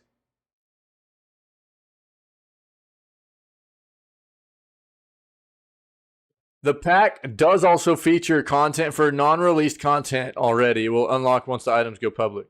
Some helmets, backpacks, support classes, engineer. But that's why it's, I think, labeled as like a supporter edition. So it's a way to get in there and like if people are really enjoying the game and they're liking it, it's a way to like maybe get them a little bit more money to continue development, right? To help out with development. So that's cool. That's cool. It's not a bad entry price point there for the game. Was it $15 right now? $15. Hold on. Shut your mouth. Look at this, dude. 90% positive of almost 9,500 reviews in 4 days, dude. That's incredible. People in this game willingly revive and heal their teammates. Funny, dude. Yo, all right. Incredible. Yo, I'm going to wish list this. We might try to get in on some of this here pretty soon. Yeah, we'll see what's up. We'll see what's up. That's cool, man. Nice. Good for them. Good for those guys. Cool. Dude, when was this written? 2 days ago? 2 days, the user reviews have doubled. Incredible. Yo, if you guys play this before I do, let me know what you think, okay? Yeah. That's cool, man. That's cool. Here, I'll link this too, just in case people want to read over it some more or look at the trailer and stuff outside of Steam. There you go. Steam just got the single most useful feature ever added to a video game platform. I've never been this excited for a Steam update. A new Steam update is here. It comes with what I'm prepared to call the single most useful feature ever added to a gaming platform: in-game notes and web browser overlays. Okay, yes, that's pretty mundane on paper, but most useful things are. With the new update, the Steam Overlay now features a bunch of widgets, including a built-in Notes app and web browser. Cool part is that you can pin any of these windows, forcing them to stay visible in-game, even when you close the overlay. You can even set the transparency of a pinned window so it can remain visible without obscuring the action. That means you can, say, pin a guide to remain visible as you play, if you use guides. So you don't have to keep alt-tabbing back and forth or keep glancing at a second screen to see the information you need. I'd also love to have something like the Notes widget running as I continue to trundle through Tears of the Kingdom. Dropping a visible reminder to go back and grab the Korok seed before I get distracted by a dozen other activities would be extremely useful. Yeah. This the new update looks really good too. I'll say that. It looks nice, dude. The text looks good. I feel like overall, and I haven't gotten to play around with it a lot yet. I've got a video actually in the Discord that Ferret linked me. I need to take a look at about some of the other features I probably haven't even seen yet. So shout out to Ferret. I had planned on watching it this week. This weekend got really crazy for me though. So I think that Steam's doing a good job here with this new update. It seems good stuff. You need to see more out of this here. What do you guys think? Everybody's been using Steam. You guys liking the new update? This was inevitable. I think Friday the 13th game shutting down to be delisted. Expiration of license, physically and digitally, this game will no longer be available. They're making a new Friday the 13th game, right? So, thanks to the license expiring, the Friday the 13th video game will be shutting down and will also be delisted on all stores. Gun Media, the publishers of the game, uploaded a message on the official Friday the 13th game Twitter account. There, they announced that the game, quote, will no longer be available for sale both physically and digitally starting December 31st of this year. According to them, this is because their license for the franchise will expire on that date. The reason they're not going to get a renewal on that license is because there's a new Friday the 13th game in development. And so I think that's probably a big part of it. Players who already bought the game on any of the available platforms will still be able to enjoy the game, obviously.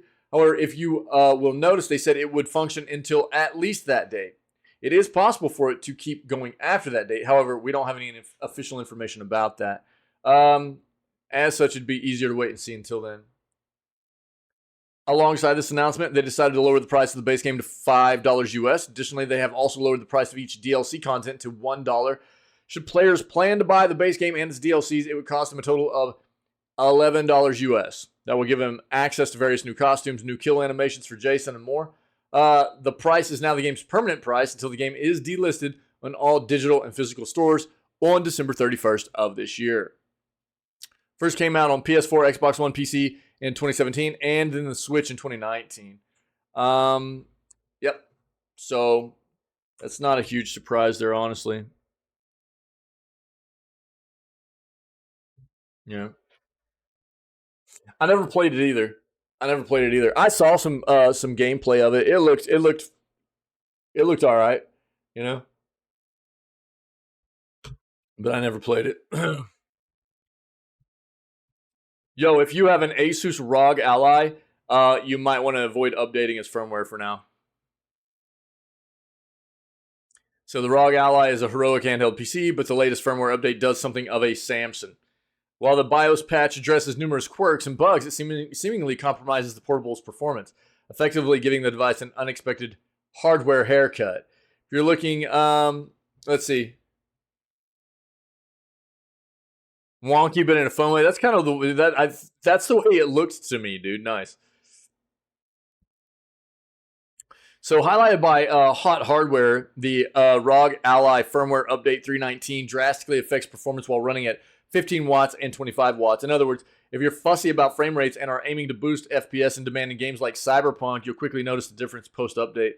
Thankfully, Asus is aware that firmware 319 is wreaking havoc, so we'll hopefully see a revised version released soon. In a tips and tricks video, marketer Winston Gordon does advise installing various other updates that will improve quality of life on the handheld, but says players can hold off on updating the device's BIOS for now.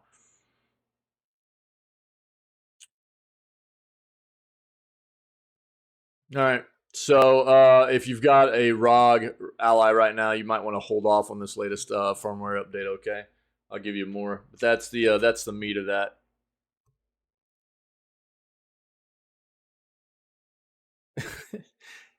Yo, Constantine, what's going on, friendo? How you doing? Wait, what? You got ghost issues? Is that what's going on? Got some ghost issues? Just punch them right in the jejudum. You know what I mean? Make them throw up some ectoplasm. Get out of here. You know what I'm saying? Easy. Personally, have hate towards ghosts. I've never had a bad experience with a ghost, so I don't know. I guess I don't have that bias there, but I guess I can respect it. You know, yeah. Games to look out for in Steam Next Fest. That's kicking off today through this next week. Yeah. Vault. There you go. Yeah. Wondering which games to try out first? Here are our top 10 recommended games for you to try out during the upcoming June 2023 Steam Next Fest. Dice Folk. Tactical roguelike game with monster catching and I think this is supposed to be dice cinematics. I think they messed that up.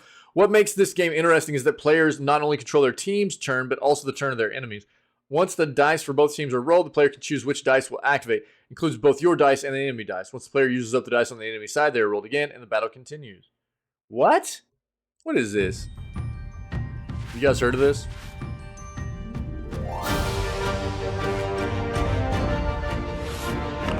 How you doing, Constantine? How was your weekend? Happy Monday. Oh, God.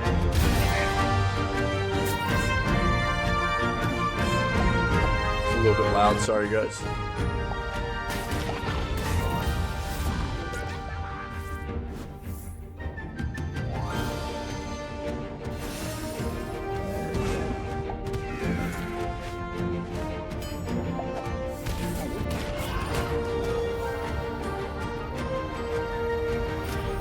Dice Folk. Alright. Then there's Loodle Knot. I'll link this entire thing here. You guys can, I'll just link this right now. I probably won't watch all of these, but there it is. If you guys want to take a look at some of these I don't watch. Loodle Knot. Underwater cleanup game where players have to clean up. After GUP 14 was abandoned by the mega corporation Guppy, it is up to the player to clean up the mess they left behind. Player must go around the waters of GUP 14 picking up bottles, cans, and various plastics, then turn the trash in for bits they can use in order to get equipment upgrades. Ugly. Ugly is a puzzle platformer whose main mechanic is mirror images. Players take control of a character who has the ability to place down a mirror fragment. This fragment spawns a clone that mimics the player's position and movement based on the location of the fragment. Player can switch positions freely with clone. Using these powers, the player must solve various platformer puzzles which range in difficulty. Rightfully Bury Arms. Rightfully Bury Arms is a bullet hell roguelite in which players control a teddy bear with the ability to use guns. As with most shooter roguelites, the player starts off with a weak gun. As they progress through their runs, they are able to upgrade their guns, which allows them to take down enemies faster. Whenever a player finishes a level, they can decide where they will go next. Should the player die, it's not the end. Since this game is a roguelite, players just have to start from the beginning again and make their way up once more. I love bullet hell games.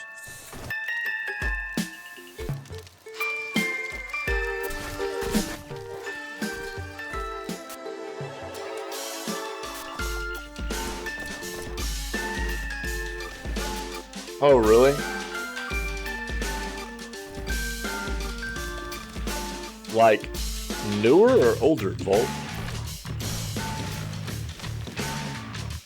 Dude, that screen shake is brutal.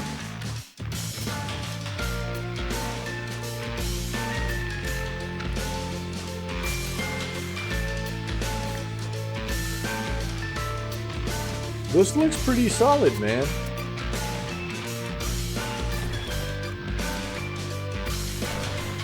Dice Dungeons? I feel like I've heard about that.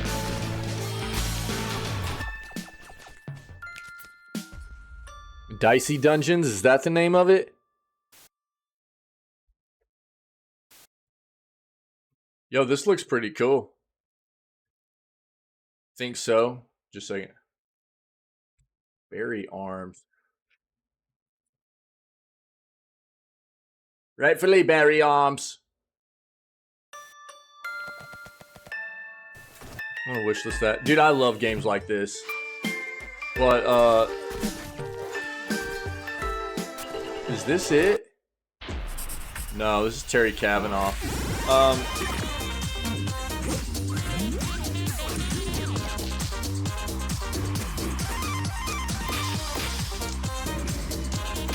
Let's look at Dice.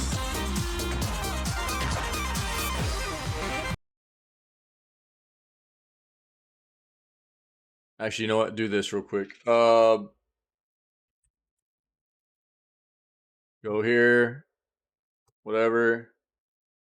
Then, God dang, dude. 145,000 all-time reviews at a 39% positive. Great job, Dice.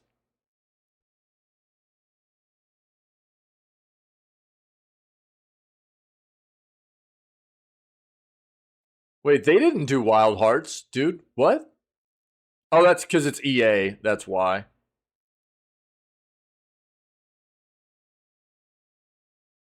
Oh, because it's on EA Game Pass. Oh, okay. Yeah.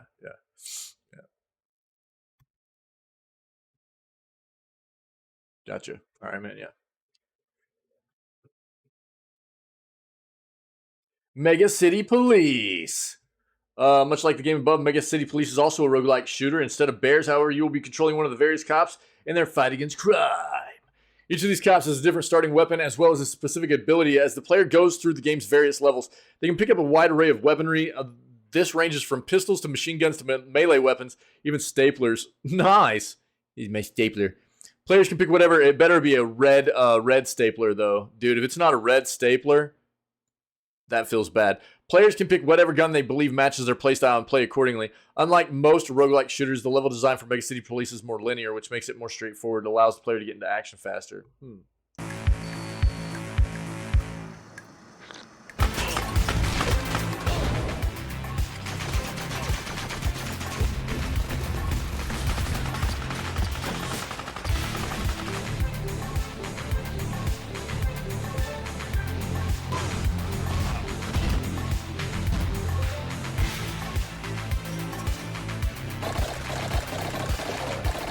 Look at that stapler. Great job, devs. It's Milton's stapler, dude. There's no doubt about it. All right. On guard. Oh, dude, we saw this, at the Future Game Show. Yeah. Okay. Third-person action game with big focus on its combat. Players take control of legendary swashbuckler Adalia de Volador As she faces off against a variety of enemies using a rapier, Adalia must fence her way to victory using a mixture of parries, ripostes, and lunges. Norland. Medieval simulation game where players control a medieval city. Do this by taking control of that city's noble family. Player must give the noble family commands on how they should manage their city. While it seems par for the course for a simulation and management game, something sets Norland apart. Norland has what the developers call a complex story generation. This allows the game to generate complex stories depending on various parameters, including things like villager satisfaction, religion, relationships, and more. No two playthroughs will be the same in Norland. I think we've seen this too. Maybe not. Welcome to Norland. Oh Jesus, dude! It looks like of the game, such as social interaction. Oh God, what's the name of that flippin' game, dude? Religion and diplomacy. At the beginning of the game, help me. You create your help me, guys. The characters look the same. Like, oh, bro. Provinces differ in their set of resources, climate, and level of danger. Apart from your family of lords, the city is inhabited by dozens of independent characters. Yeah, it's like the same kind of vibe. It was like it's like more of a sci-fi game though. I can't think of the name of it. Which saved my life right now either. It's very popular. Each day is divided. But it was more sci-fi. And after the workday, there is a than time medieval. for rest and fulfilling personal needs. Workers receive interesting wages and spend them on markets. Voidborn. It says nothing about it. Let's take a look though.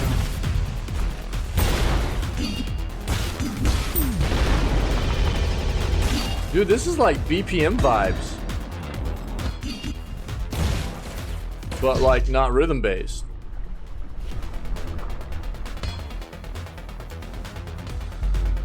And this has a bit more of a retro vibe to it. But a lot of the movement looks BPM-ish.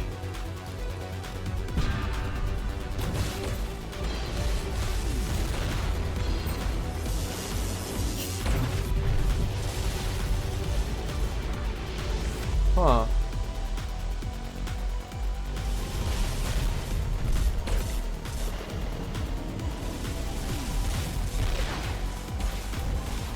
It's got a very retro art style to it.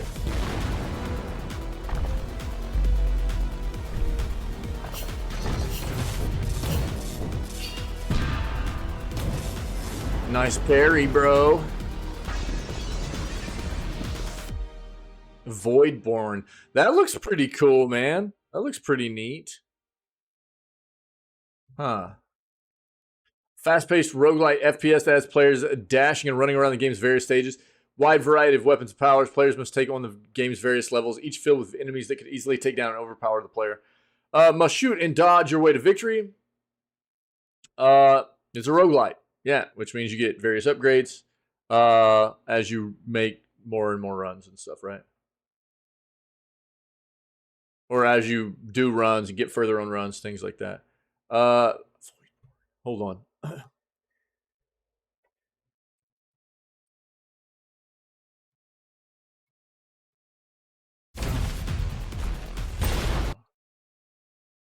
Coming out in August, but you can demo it right now. Interesting. That looks kind of cool.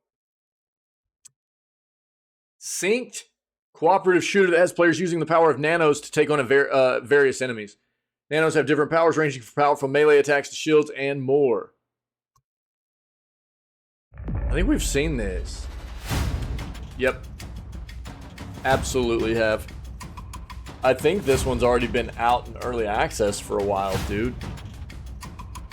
Maybe not. Maybe I'm thinking of a different one, but we've definitely seen this.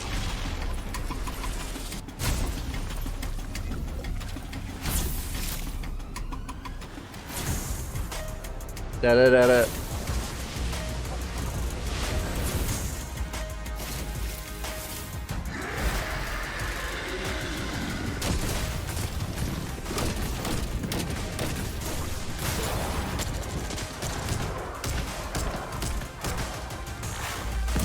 I mean, it's no pixel bid, am I right?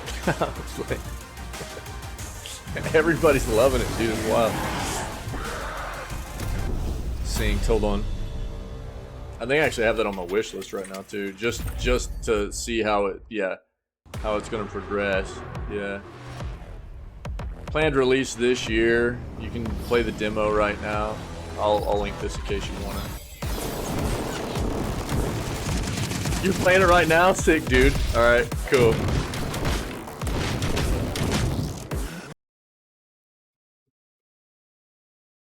Solar Punk. First-person survival game set in an advanced world of floating islands. Players do the usual survival game shenanigans, gather resources, grow crops, construct buildings. Down the line, the players can even install equipment that can automate farming. This includes sprinklers, as well as what appear to be drones. One of the key features of the game is the ability to get on an airship and explore other islands. These other islands can contain more resources, caves for the player to explore, and more. I think that's supposed to be Solar Punk. We'll take a look at this one. That's the end of the list. Yeah, no worries, Vault. Yeah, you're good, man. Just get a taste, Doc. This is cozy looking, dude. Yo, that is not a good enough swing on that pick to be busting up some minerals. He's like, ding, ding, ding.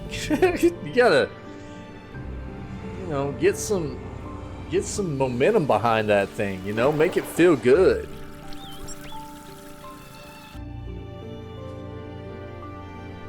This is cool looking.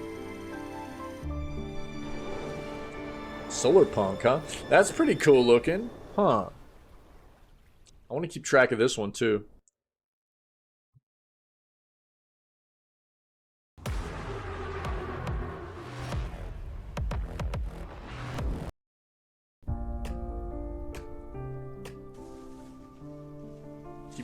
Keep track.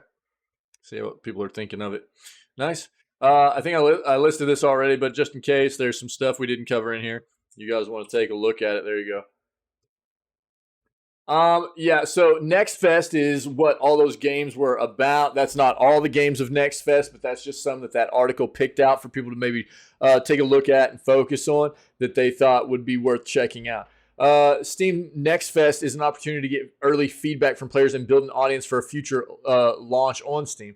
The June edition runs from today at 10 a.m. Pacific, which would be like lunchtime, noon for us, I think, to June 26th at the same exact time.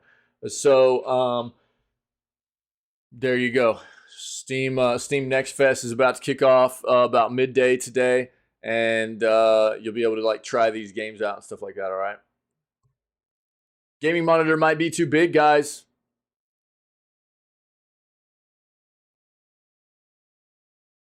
What do you guys think? I mean, I've talked about this a lot. I think a lot of it has to do with how close do you sit to your monitor. You know, I can tell you that like I sit probably about 2 feet away from my main monitor, maybe. I haven't measured it. I mean, I move around a lot and stuff too, but maybe 1.5 feet, 2 feet away from my my main monitor. And 27 inches feels pretty good. I feel like if I was going to go bigger than 27, I wouldn't want to go much bigger than like 32 to 34. And if I was going to go that size, I would want it curved. If I was going to go 32 to 34, I would want my monitor curved because it would help pull in the peripherals and everything of it. But I think everybody's got different, you know, variables when it comes personally to their peripheral vision and things like that, and what feels comfortable to them. And so I think respectively to each individual person, you're going to have a bit of variation in what people are comfortable with in the size of a monitor. What you don't want, you absolutely don't want, is a monitor, you know, to be so big that you're having to like kind of move your eyes and like your head around to like see the edges of it to see what's going on. You want to be able to capture everything in the gameplay really in looking just straight ahead, right? So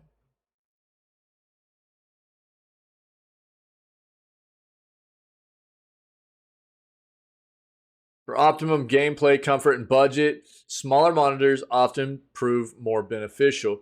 Common wisdom would say that a bigger screen is better than a smaller one. People would prefer a 100-inch TV over a 50-inch one most of the time, right? However, that desire for more inches can backfire for PC gamers. Bigger isn't always better.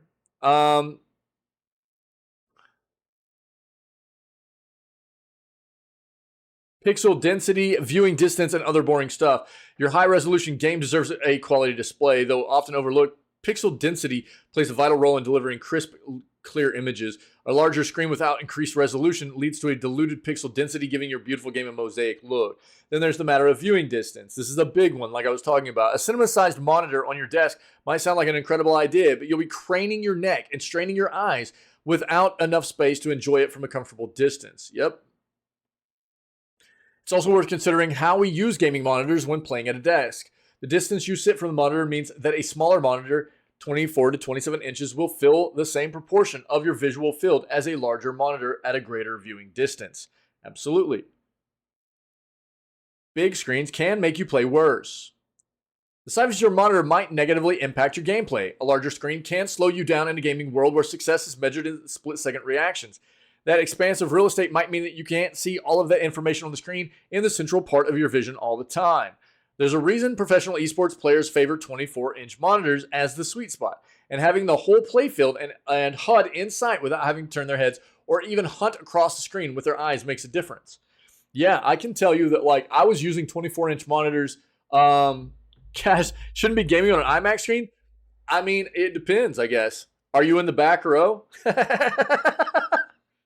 Are you in the back row of a theater?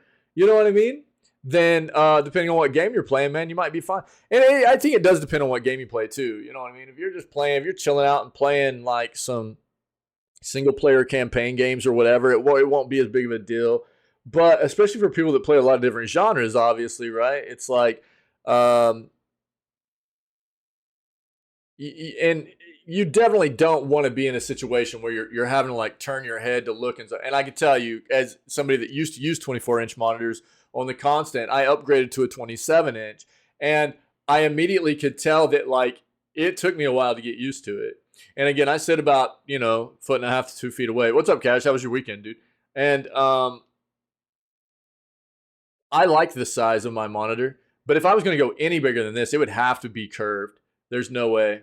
For the way the way I'm comfortable with my setup and everything. And again, everybody's going to feel a little bit different with the way they like to have their setups and everything. But you want to be able to capture everything in your vision, right? You don't want things being outside of your natural line of sight to where you're having to, like, turn and look for the game.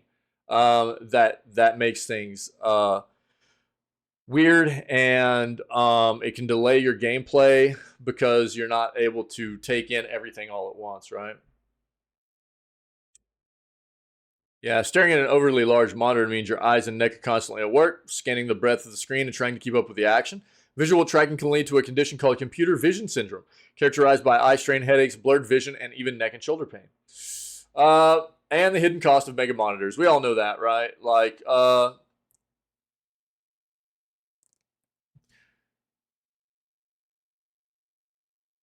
the physical size also demands a proportional amount of desk space. Accommodating a larger monitor might mean an unplanned revamp of your gaming space, adding further to the hidden costs. I highly recommend people, if you're going for a legit, like, desk setup for PC, you should invest in some decent monitor arms anyways. The utility of them is just so nice. Rather than just, and I know, they're not that expensive anymore. Quite often you can get some pretty good ones, especially on sale at certain times of the year too. You want them on all different axes of being able to turn and move them, tilt, all that stuff.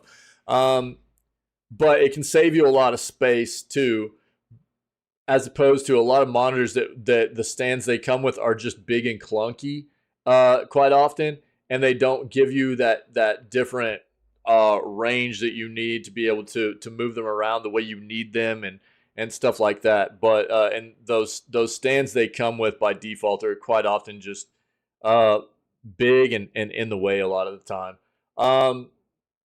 You may also be giving up things like refresh rate, panel image quality, and other factors that have a bigger impact on how good the picture looks and moves the screen size. Unless you also need a monitor for massive multitasking productivity, it might be better to do be conservative in your gaming monitor choice. Consider sticking to a 24-inch or 27-inch monitor for gaming at a desk.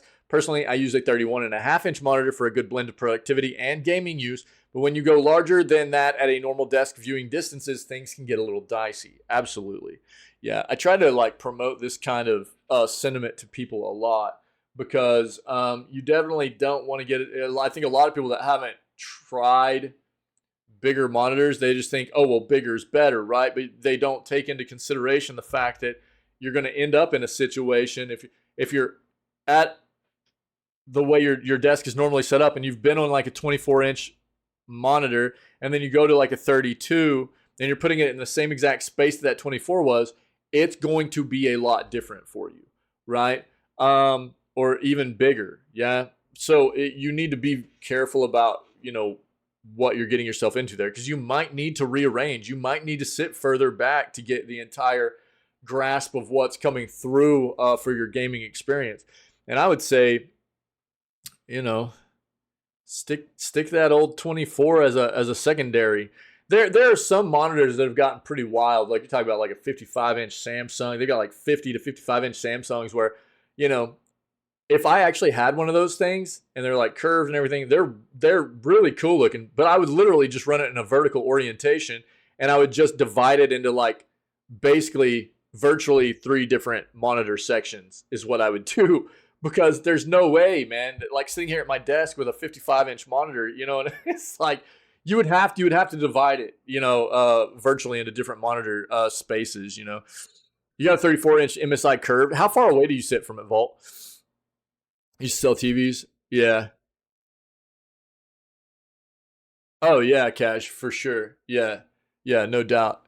Yeah, and I think that, if people understood this, then they would maybe take that extra money they were willing to spend on just screen size and focus more on putting it into a screen that has better resolution, maybe higher hertz, you know what I mean? Things of that nature to give a better overall experience because you're going to be losing out on that that bigger screen size anyways.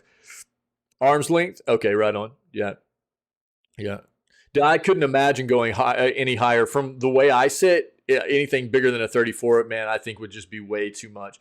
Even curved, I think would just be way, way too much, man. I love my 27, but I would consider going up to like a low 30-inch just to give it a shot, but it would have to be curved. They would have to be curved. There's no way. I think just a flat one would be just too much. I think at above 30 inches, it would be too much, dude. But this is a great article. I talk about this a lot because I want people to realize that, like, if you're not familiar, you haven't ever tried to go with a bigger monitor, you might be getting yourself into a situation you didn't really think about or plan for, and it might be a bit of a turnoff for you, depending on how you like to, have your setup configured. It's a good article, though. There have been a lot of monitor sales here lately. Callisto Protocol's final chapter launches first on PlayStation. I'll talk about this, and then I'll talk about, the actual... This game did not do good. So let me just start with that. This game did not do well. It was, I think, widely regarded as kind of pretty bad. But I'll bring up I've got the Metacritic up. We'll take a look at it. In December, the Callisto Protocol, which smacked of Dead Space vibes because it had, oh God, what's his name, dude? Do they list it? I can't think of his name right now. The original creative director behind the Dead Space games, or developer, he's the one that made this game. So everybody was like, oh, we're going to get Dead Space. It's just not going to be called Dead Space. But then people played this and they were like, this kind of sucks. And then we got Dead Space Remake. right after. And everybody was like, "Oh, Dead Space remake's pretty good." Unfortunately, it was EA. But I will say this for EA: usually, if they get a game right, it's a single player game. It seems like, and occasionally they will get something like that right. Kind of few and far between, I think, but occasionally. It's almost inevitable just because their umbrella is so huge, EA's is, that occasionally they are able to yoink in a decent game, you know what I mean? They just have so much reach, dude. They've got so many developers under their umbrella. It sucks because I hate EA, but the Dead Space remake was supposed to be pretty solid, man. So Callisto Protocol, which smacked of Dead Space vibes, was released to a positive reception. No, it wasn't. What? No, it wasn't.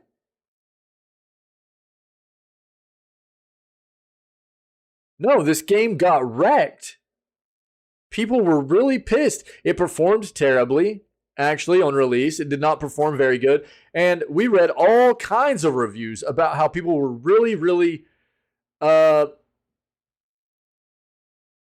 just not very enamored with, the game felt clunky. It felt uninspired. It felt like the combat just wasn't there for it like it was in some of the other Dead Space games, things like that. It's been revealed the game's life cycle is coming to an end with the final transmission, the last chapter of the Callisto Protocol that will launch first on PlayStation. It's not too much of a timed exclusive, though. It was made clear that the final expansion for the Callisto Protocol will drop first on PlayStation, but within 48 hours, it'll be available on all other platforms. Releases on PlayStation on June 27th and every other platform on June 29th. Positive reception? No, dude, it didn't. Who's writing this, Doug? Grant Taylor Hill? No, dude, you're out of your mind. Who is this?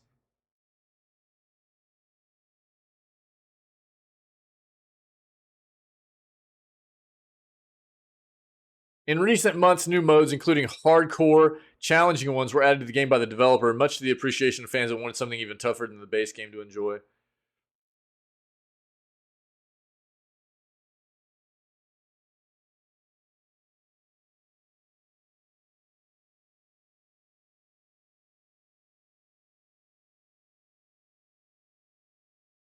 Okay, so I'll read this last sentiment here, and then we'll go take a look at Metacritic, okay? Generally, the consensus amongst the audience, as reflected in the comments of that post above, is that the Callisto Protocol did receive some reviews that could be classed as too harsh. And it's still a fantastic game that's well worth the investment. Now let's look at Metacritic, okay?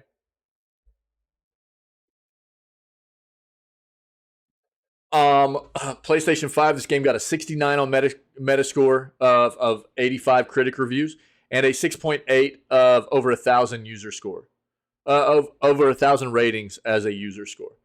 Go over to PC, it's even worse. 68 Metascore and a 5.3 user. Let's look at Xbox Series X, a 70 meta and a 6.6 user. Okay? This is what I'll say. Yeah, this is maybe a game that you'll get some decent. It's not going to be anything that blows you away. With these kinds of scores, I would say, and I haven't played the game, so anything that usually sits at like a low 70 is going to be like, exactly. That's what I was getting ready to get to, Vault. Maybe on sale. If you're really interested, try to find it on a subscription service. That's usually my go-to for people. If you're really, really interested in playing a game that has scores like this, it's not like it bombed. It had a lot of performance issues when it first came out. And that's one of the things that resulted in some of this score. But I think that it didn't bring anything new to the table, really. And a lot of what I heard was that it was just meh. It was okay. So don't plan on being blown away by this. And exactly like Vault's saying right there, if you're really interested in playing, then probably find it on sale. maybe play it on a subscription service if you can find it on one. I don't know if it's on one right now or anything like that. But this does not necessarily, to me, seem like a game that is worth like a full price purchase. You're not going to be getting a high 70s, low 80s kind of experience out of this game. How long, Vault, how much time did it take you to get through the game?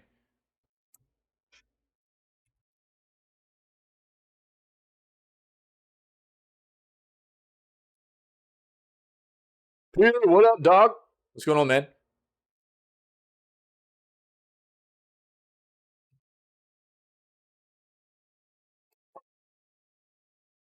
Okay. So, I mean, also, this is something to take into consideration as well, right? If you're interested in the game, you're looking at probably a completionist playthrough of leisure 30 hours. I'm going to tell you, most people are not going to take 30 hours on a game like this.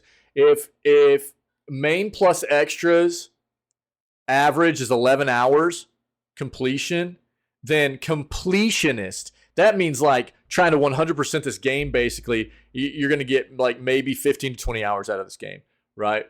Right. Yeah, there you go, Vault. Yeah. So that's probably what you can expect gameplay wise. And for a game that rated in the high 60s to low 70s across critic and user reviews, I would say if you're really interested in playing it, find it on sale. It's been out since December, early December, so it shouldn't be hard to find it on sale or play it on a subscription service. I don't know that it's necessarily worth forking over full price for this game, in my opinion. I haven't played it, but just going off of this kind of stuff, and everything I know about the way the game released and everything too, makes me kind of promote that to people. Peter, what up, man? How was your weekend? Oh, okay. Yeah, Vault. Thanks, buddy. Thanks, man. This again is not necessarily gaming news, but it is something I just wanted to bring up real quick. I didn't see this until I got back this weekend. I was out and about helping family. It was a very busy weekend for me. I was not able to keep up with a lot of video gaming news or industry news and stuff like that. And while this is not video gaming news, this is a very prominent individual in the live streaming space, right? Which is what I do, and that's what we're part of Twitch and everything, right? So I just wanted to touch on this real quick. XQC and Kick just signed a $100 million contract. Let me just start off by saying that, like, if that's true, good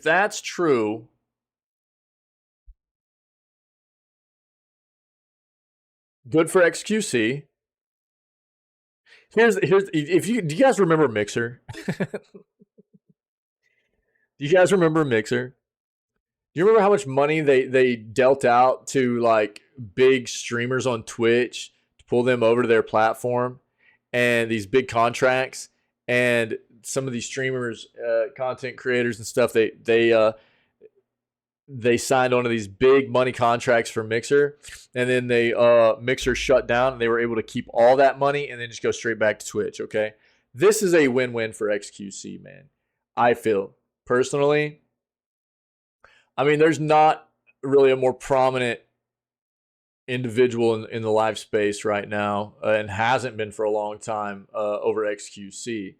And look, I'll say this: I think Twitch is doing this to themselves.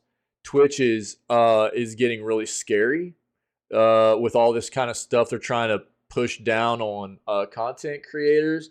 It's not a good look. It's got a lot of content creators all the way across the board. I'm not just talking about partners. I think all the way across the board, it's a scary place for content creators. And this is a big blow to Twitch. This is significant to have somebody like XQC move over to another platform. So I mean, the thing that Twitch has always had going for it is they've always been the big prominent place to go for, live streaming, right? Whether you are wanting to try your hand at that venture yourself or you're just wanting to be a viewer, right? So visibility is what Twitch has always had going for it, as well as a good platform just all the way across. It's very intuitive. It's easy to get into, get going with, and for people to utilize on either side of that ball, viewer or creator yourself, whatever. But there's been a lot of like real sketchy kind of scummy stuff that's been going on, especially of late, and really ever since Amazon bought Twitch, And I think that it's got a lot of content creators worried and really willing to just go ahead and move on and not worry about it anymore, not have to deal with it. And Kick came up at the beginning of the year this year. It is a very new platform. I think it still needs some time to bake to get itself figured out and everything. It's more of a like a Wild West scenario over there than Twitch is. Twitch has had a lot of time to figure some things out for themselves. Twitch has always been weird though. The way they treat people is always different. The standards they hold people to is different. Punishments are different for people depending on who you are. It's never been a good thing. And Kick is kind of like a Wild West scenario over there right now. They're trying to get stuff figured out. This is a big deal for them though. That's a lot of flipping money, dude. And but this is a big I think the big thing is it always reminds me of Mixer. Anytime something like this happens, it reminds me of Mixer. So is Kick gonna survive? Are they gonna survive? And no doubt having XQC over there is going to be a big thing for that platform. If they survive, this is huge. If they don't survive, this is really just huge for XQC. I think Kick's been doing pretty well, actually. And I haven't really been keeping up on their platform. But this is basically a win-win for XQC all the way across. And look, I'll be honest. With everything that Twitch has been trying to come down and do and push on people and the content creators and stuff, it's been pretty gross. And I think we're going to see more and more of this. I think we're going to see more and more of the bigger name content creators start moving elsewhere. We'd already seen an amount of it over the past year to 2 years. And I think it's only going to get more and more prominent where people try to move away from Twitch. It's just getting to be a very, very scary space. And it's that sentiment we talk about a lot with like game developers, right? Where you start off really, really enjoying what they were in the first place. And then all of a sudden it's like, they're not focused on that company that they were in the first place. They're not focused on being a good business while also being good to the users and the consumer and stuff like that. You know what I mean? It's not a two-way street. They get blinded by greed. They start that's all they really care about anymore. And we see that happen with developers all the time, and especially as they get up into the AAA space, it's just a weird thing that they get taken over, like blinded by greed, and we lose out on a lot of that same content we used to get from them in years past historically from those companies. It seems like that's kind of what's happened to Twitch too. It's just nothing's enough. Nothing's enough. They just keep trying to find new ways to make it all about more, as much as they can just wring out of people. And I think the scary thing really is like for people that want to get started, it's hard enough as it is in a polluted kind of segment for live content creation and stuff like that, for people to get in and make a name for themselves and build a community and things like that. And then you get Twitch doing some of the things that they've been doing too. It gets really, really scary for the little guys, if you will, to try and survive through that. And so it's the big. We see a lot of the standards, or a lot of the backlash against Twitch is obviously being upheld by the bigger named content creators, because those are the ones that Twitch cares about. And when they become outspoken and go, "This isn't right," you've got to see. I'm not going to stay here. Whatever. Twitch goes, "Oh, hey, sorry," because it's not the little guys, right? It's the big guys, and this is a big one right here. The XQC is huge, and they just lost XQC, so we'll see what happens. But it's interesting.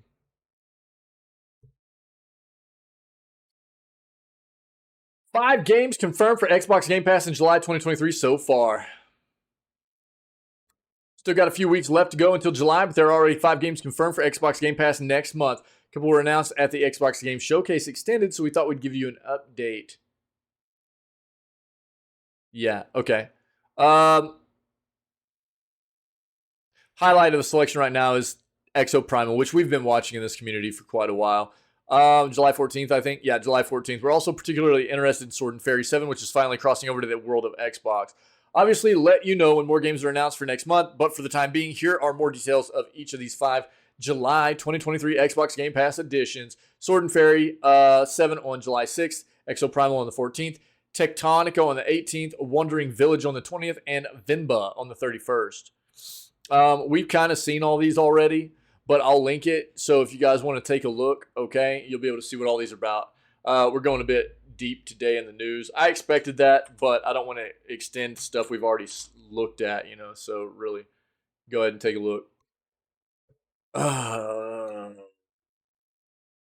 We already kind of talked about this morning a little bit, Avowed anyways, but specifically Avowed Dev has good news for those upset by graphics. A developer from Obsidian provides a glimpse into the development of Avowed, assuring fans the game will look better at launch. I disagree. First sentiment here. Though Avowed has left a solid impression on Pillars of Eternity fans during the Summer Game Fest, one of the developers has given an insight into the project's development and why players needn't worry about some of its blemishes just yet. Obsidian Entertainment, the team behind beloved titles such as Knights of the Old Republic 2, Fallout New Vegas, Pillars of Eternity games, began work on Avowed with the intention of making its own take on a fantasy sandbox. Parallels with Fallout New Vegas were obvious, which caused many fans to view Avowed as Obsidian Skyrim. In the same world as Pillars of Eternity, Avowed takes players on a journey to the Living Lands, a mystical island full of strange plants and beasts, and a location of unknown interest to the Adiran Empire. Much like in Pillars of Eternity, fans will be able to create their own character, albeit only as the two races of Adir, human and elf. This is a huge turnoff for me. There are many, many races in this universe, and you can only be human or elf in the game, which is so weird. In contrast to its predecessor, Avowed will strip back the top-down view, place players directly into the first-person perspective, allowing more visceral combat and immersion. Much like the Elder Scrolls games, players won't be pigeonholed into a certain class, which also is a bit of a turnoff for me. Because when you play Pillars, that's what you do. It's very classic RPG. You create a character, and I mean, I've talked about this. I know they might be trying to appeal to a different audience and get people into the Pillars universe and the world of Aora and the lore behind it and stuff, maybe. But, dude, Avowed is a game that's been viewed as a hype kind of experience that a lot of Pillars of Eternity fans have been waiting on for a long time. And to now find out that there are a lot of things about this game that just aren't Pillars is, for me, a huge turnoff. So you're no longer going to be going through like the Pillars character creation stuff. You're not going to have a class where Pillars 1 was like specific class, solo class based up at a lot of classes.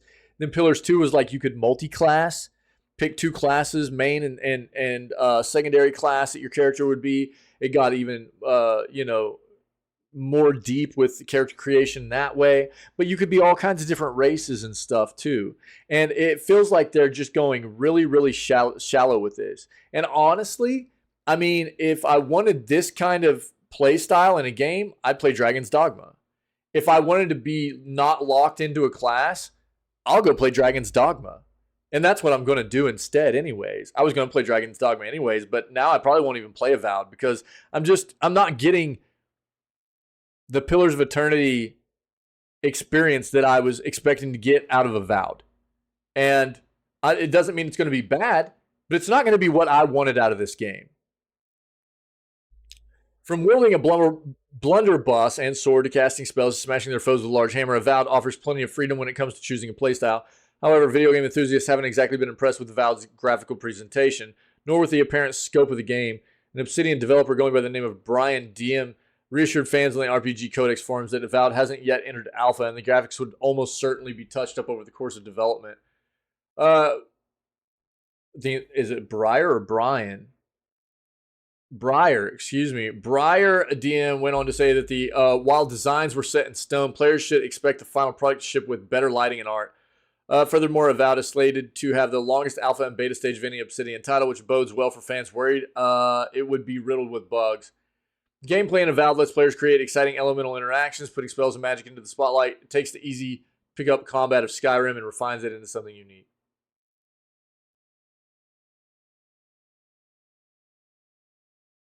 Important thing to keep in mind is that Avowed is structured more as Knights of the Old Republic 2. Unlike Skyrim or Oblivion, it is an intricate web of interconnected zones rather than a pure open-world sandbox.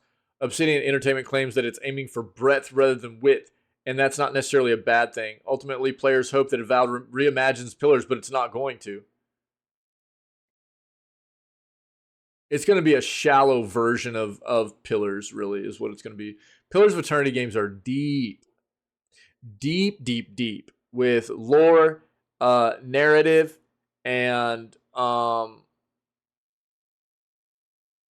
even through the entry process of creating your character and deciding the background of your character and figuring out who they are and things like that. And this game is just feeling shallow already to me. It takes the franchise to a new level of popularity. The track record for Obsidian certainly proves it can be a success. I like Obsidian. I think they do good things. We're playing an Obsidian game right now in Grounded. But I can already tell you that like this game is a turnoff for me. It's not what myself personally, it's not what I expected to be getting out of a first-person Pillars of Eternity game, which is what I always thought Avowed was going to be. And apparently it's not. Apparently that's not what they wanted it to be. And so for me, it's just lost a lot of the hype for me now. And I'll be honest with you, I thought the game looked fine. It didn't blow me away, but again, I'm much more worried about the content of a game and the gameplay and how good it feels, does it perform well, things like that, than I am about the overall graphical fidelity of a game, you know? So I don't know, man. I'm just, it's not there for me anymore, man. We're not getting Pillars. We're not getting that deep Pillars RPG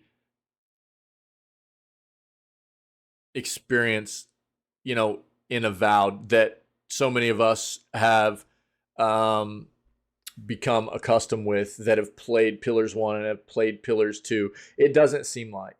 I mean, the game hasn't come out yet, so I don't totally know. But I mean, just from the fact of only being able to pick between, and I know they've got some narrative where, you know, you're coming over here as part of the Adirian Empire and stuff. So maybe they're like, well, you should only be able to be two classes or whatever. But for what Pillars was and for what so many of us were hyped about for Avowed, it feels very constrained. And I mean, I'll just speak for myself and not all other Pillars fans, but it feels constrained. It feels shallow.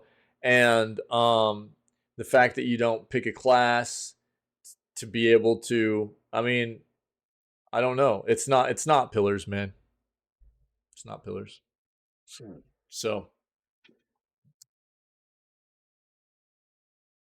I'll link this if you guys want to take a look.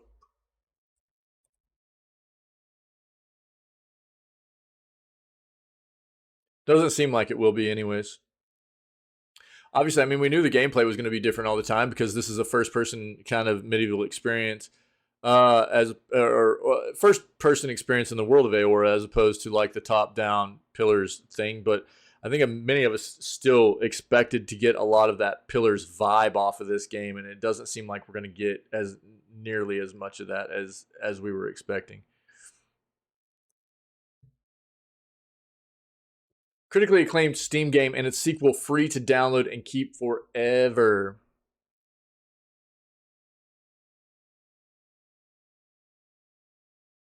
I don't even know what you're saying, Wick. It's no secret that when it comes to free PC games, PC gamers are eating the best. Absolutely. Sure, Xbox and PlayStation tend to get a pretty decent selection of monthly freebies, but the vast majority of these aren't relying on subscriptions and fees, therefore not really as free as we'd like them to be. Meanwhile, PC gamers can't move for new free games every day. Okay. In the last week alone, there have been over a dozen free games available via Steam. While none of them are exactly AAA juggernauts, they're all unique, stylish, and something a little different to offer. While this latest freebie isn't available on Steam, you do now have the chance to grab 2 of Steam's best-rated games from another digital platform for the low price of nothing. Yeah, okay. So they're talking about the Epic Game Store stuff. I'll pull that up. All right, so here you go. We haven't been able to touch on this since I was gone over the weekend and everything, but Guacamelee 2 and Guacamelee Super Turbo Championship Edition are available through the 22nd. So you've got like 3.5 more days, I think, to grab these guys. But free games, you should definitely be grabbing your free games, okay? So right there on Epic, go get it.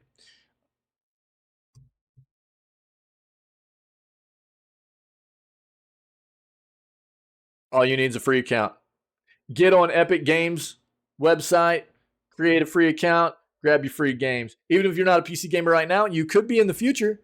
And at that point, you'll already have a library of games that you've built up if you just log in there every week and just grab your free games. Epic gives away free games every single week. And during the holidays, it's a free game every day for like 2 weeks. And they give away some bangers too. So I can't recommend enough. People just start an account, grab your free games. Even if you're not a PC gamer right now, you might be in the future. So these are side-scrolling Metrovanias with an added emphasis on brawling through massive open-world environments. There are bosses to beat up, upgrades to hunt down, and plenty of secrets to discover. If you're after a bit of Metroidvania fix, Guacamelee and its sequel will more than scratch the itch. 2 of the best examples of the genre, according to this writer, so don't miss out. All right? What was that? Oh, that was Hugh. Yeah, we already touched on that. I'll link this just in case you guys need it.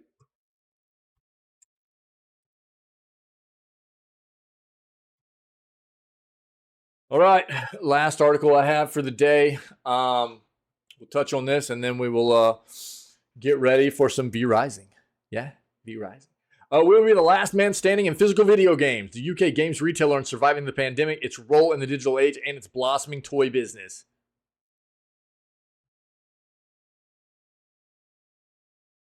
I felt a degree of sympathy for Nick Aaron when I heard he was leading the game business. Aaron is a veteran of video games and retail with stints at HMV, Blockbuster, Amazon, Sainsbury, and Shop2, amongst others. No surprise when he was called up to succeed the company's former CEO, Martin Gibbs.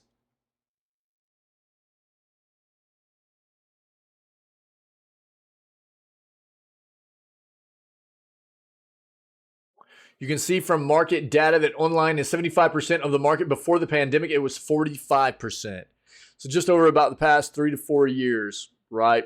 That's a 30% increase. It was already trending that way, but obviously the pandemic really, really was a catalyst for pushing that change forward faster, you know?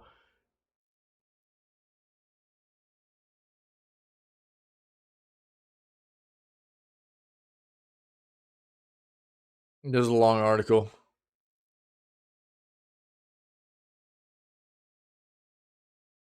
I'm not reading all this. There's no flipping way. Holy crap.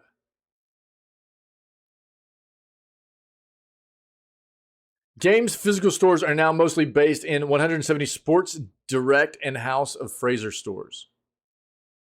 Huh.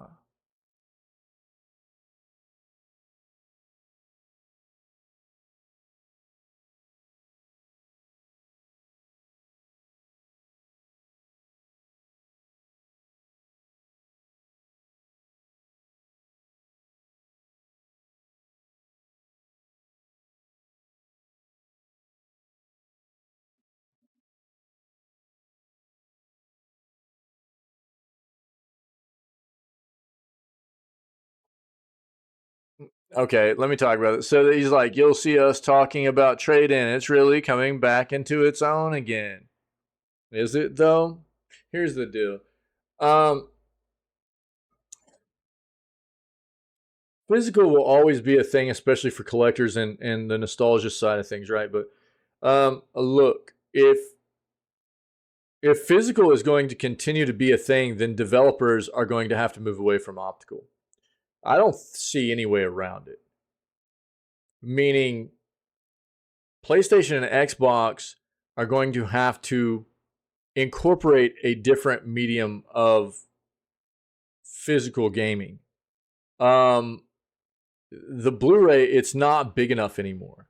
We've seen games come out like Jedi Survivor that were physical but needed an additional 40 to 50 gigs downloaded, not as a patch, not as a day one patch, but as additional data to actually play the physical game. Then we've got like Alan Wake 2, and the developers were like, the game's too big, we're not producing physical copies. We're not doing it. It's just digital, right? And then you've got, what is it, Final Fantasy VII Rebirth that's going to end up coming out on 2 discs. So what's the answer, right? I don't think there are going to be very many developers and publishers that really care to go back to the days of past and start producing multiple discs for games anymore. I think the nostalgia is there for the Final Fantasy stuff because Final Fantasy traditionally had that kind of thing going for them. But most developers and publishers aren't going to want to go back to that space. You know what I mean?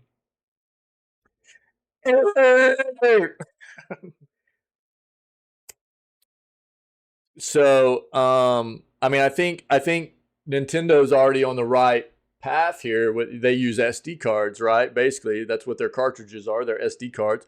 You can put a lot more storage space on an SD card than you can any kind of optical media, right? So, whatever the case may be, look, I mean, PC has already been in a digital space for a long time. What's up, Miss Bat? So, we've talked about this a lot. I've covered this a lot.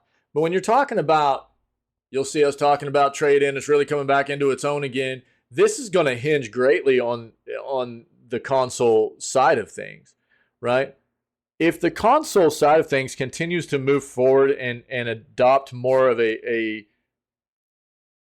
solely digital space, which I think is inevitable, I don't think that, the physical side will ever, it'll still be a while before it's totally gone. But, a lot of this just really hinges on the console developers themselves. Because if they aren't willing to change over the type of media being used for physical games, I think a lot of developers themselves are just going to go, we're not pushing out physical copies. Because they don't want to deal with the hassle of it. So it's not like they can just say, this is definitely going to happen. It's really coming back into its own again or whatever. I mean, obviously there's a lot of historical physical that they can deal with, but for that to continue to be a big trend in like a gaming market, for like a gaming franchise, a video game franchised business like this, where they want to focus on trade-ins, you can't be sure that that's going to be a viable thing for you, because you don't know how the developers, because PC's gone with physical. We've been done with physical in the PC realm of things forever, right? And we're at a big crossroads right now with consoles of I think Nintendo will continue, but they've got the digital side of their stuff too. Xbox and PlayStation have to figure out what's next for them. Digital's easier. It's just harder to get people to adapt to that, especially in the console space of things. There's still a lot of people, and to be fair, there are a lot of people that need physical still because of the lack of internet speed and connectivity for a lot of people in the world. That's why physical is still a prominent thing for a lot of people.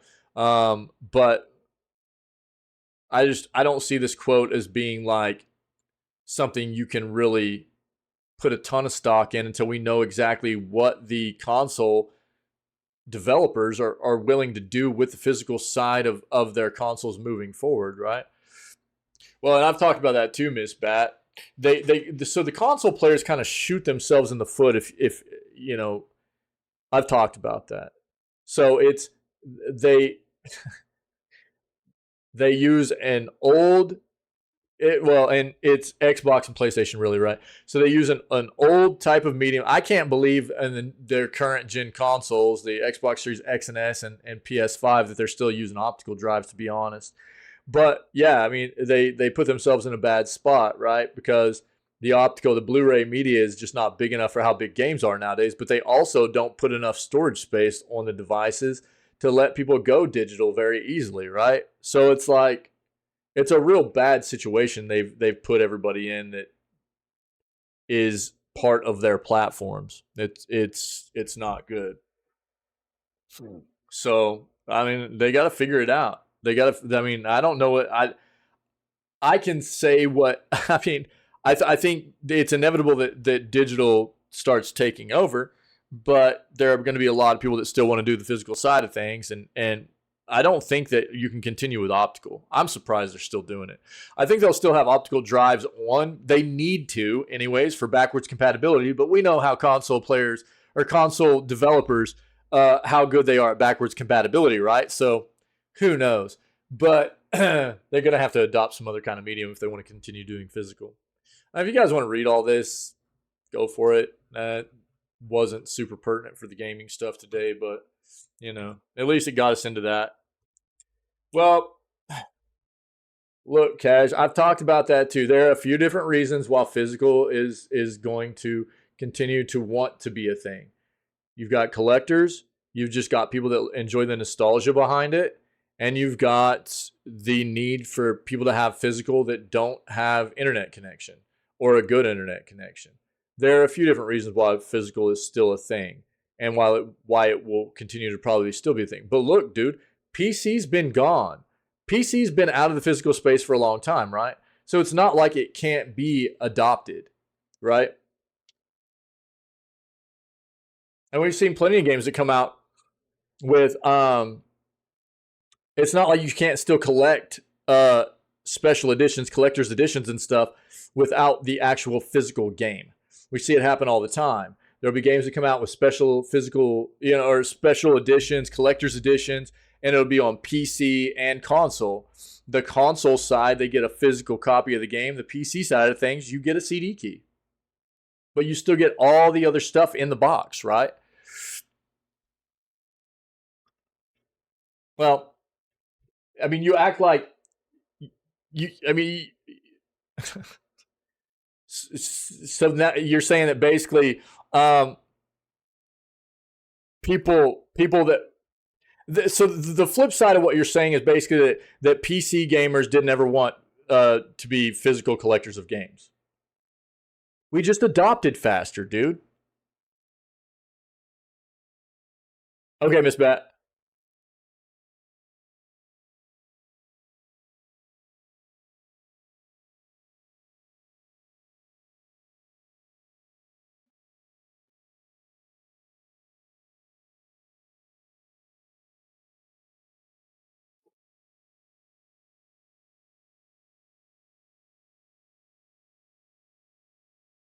Wait, what? It's legit vault, is it? All right, dude.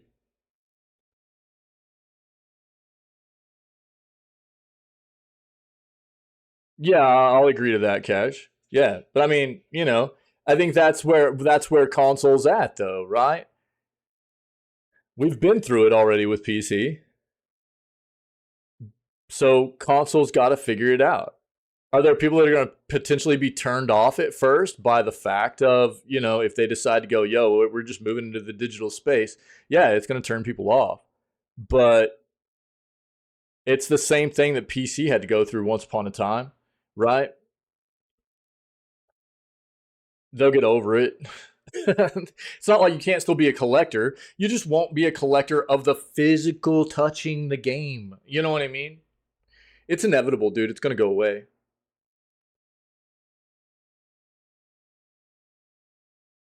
I've already talked about that too, dude. Like I was just saying, they've been shooting themselves in the foot as far as trying.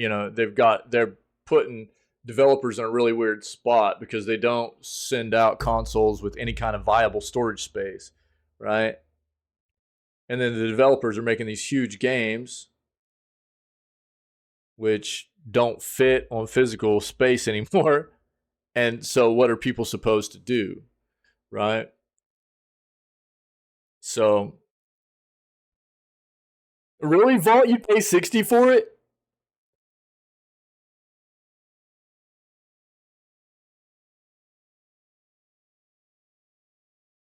Is it that good, dude?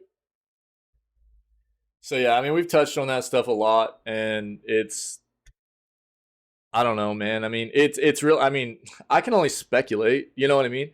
I can see the issues, and I don't disagree with you, Cash. I think that yeah, there are going to be a lot of console gamers. Console's behind the ball game, dude. You know, I think PC gaming is much more progressive and than console gaming is.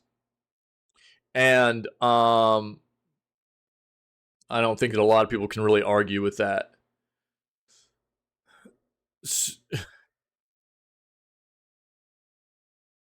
For real? Oh no, you're hooked, dude.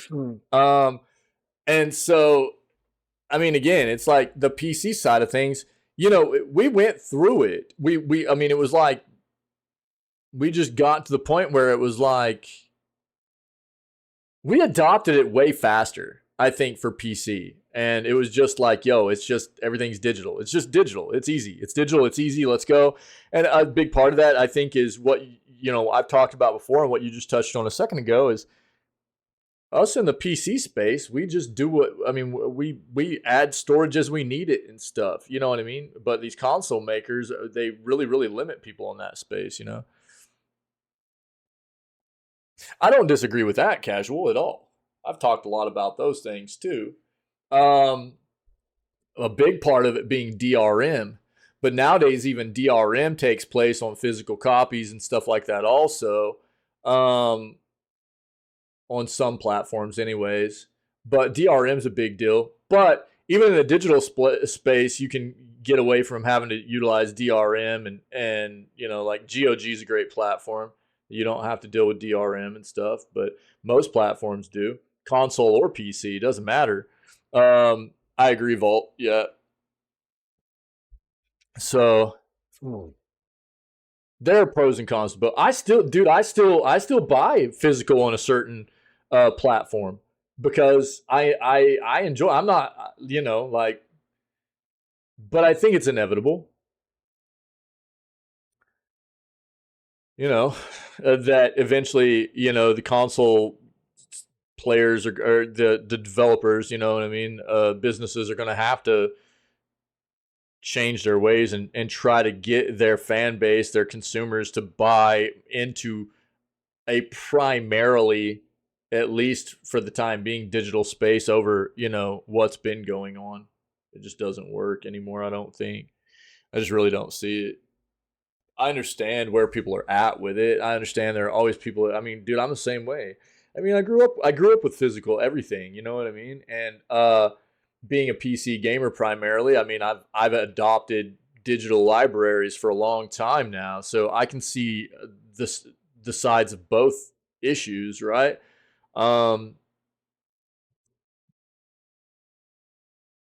I try to maintain a small catalog of some physical games. I've still got all my physical games on all my old consoles and stuff, you know, from before, you know, digital even really started taking over at all. Physical. You know that song always reminds me of is it the second Despicable Me movie?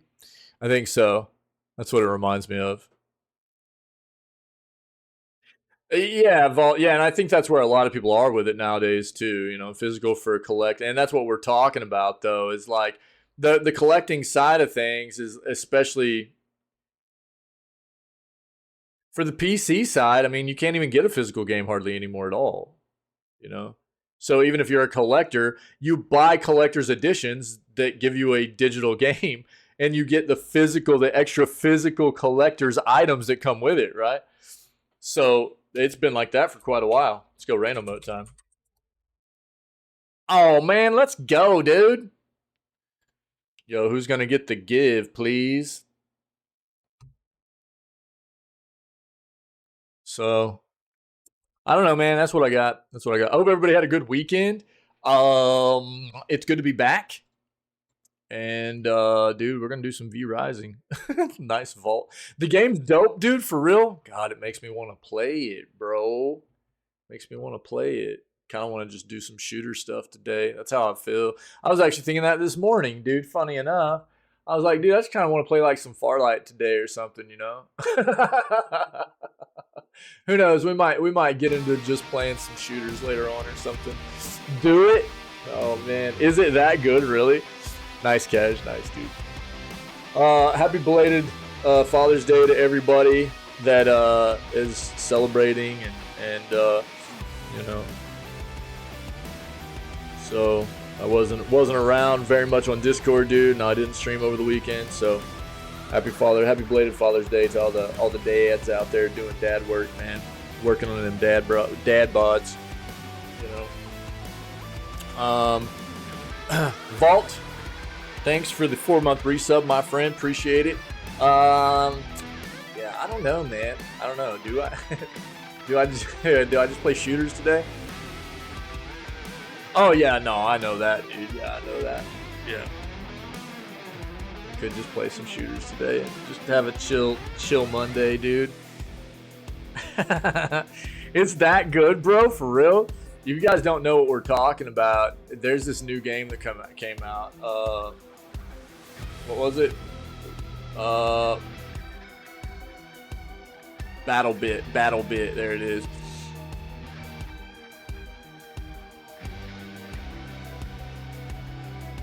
This game came out like 4 days ago, and it's about to hit 10,000 reviews already of 90% positive. That's kind of wild. Seems like a Doom kind of day. Well, if I'm not going to play some shooter games today, I'll be playing V Rising. I'm about to sum up V Rising, though. It's I haven't like gotten all the bosses beaten or anything, but I've gotten a real good taste of the game. And it's not like I won't ever play it again or anything, but dude, this looks wild. What does the game have like? Oh, that's the way I play most of my games, anyways. But thanks, dude. Appreciate that. Really, they don't have controller support yet? That's funny. There are gonna be a bunch of haters out there. All those auto aim Andes out there. All those aim assist Andes out there going, oh, I can't kill anybody. I don't have my aim assist.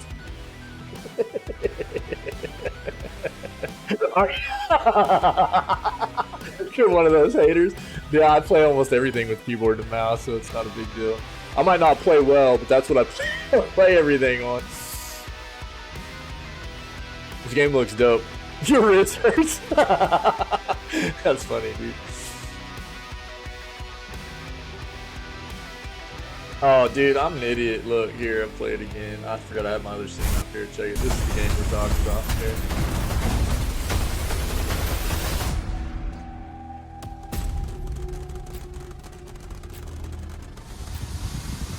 I'm just like sitting there watching it. And you guys are just watching me watch it. Oh, man. So this game just came out on the 15th, and it's got like 15,000 reviews right now. There are almost 10,000 reviews, excuse me, of like 90% positive. People are like really, really digging this. So, is there like any upgrade? Do you get like experience? Are you upgrading weapons? Are you upgrading classes or anything like that in it, Vault? Or is it basically just like...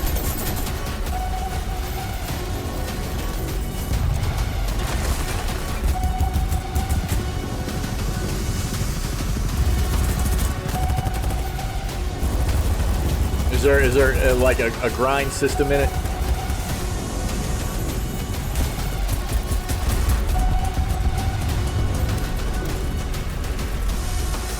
It does look like you're gaining points and stuff, but I don't know if those points are going towards any kind of like progression, or if it's just like for the end of the match to show how many points you got.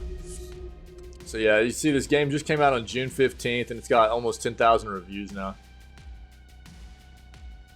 Oh, for real? So it literally, like, they really, like, pulled it in just like, interesting. Oh, yeah, yeah. Oh, okay. Let's see this. Oh, what?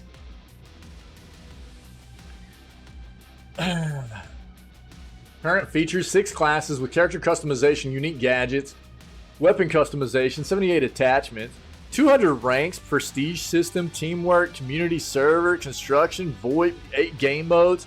Oh god, we might be playing this today, dude. 17 unique destructible maps, including a shooting range, post-launch maps. Oh my god. Oh no.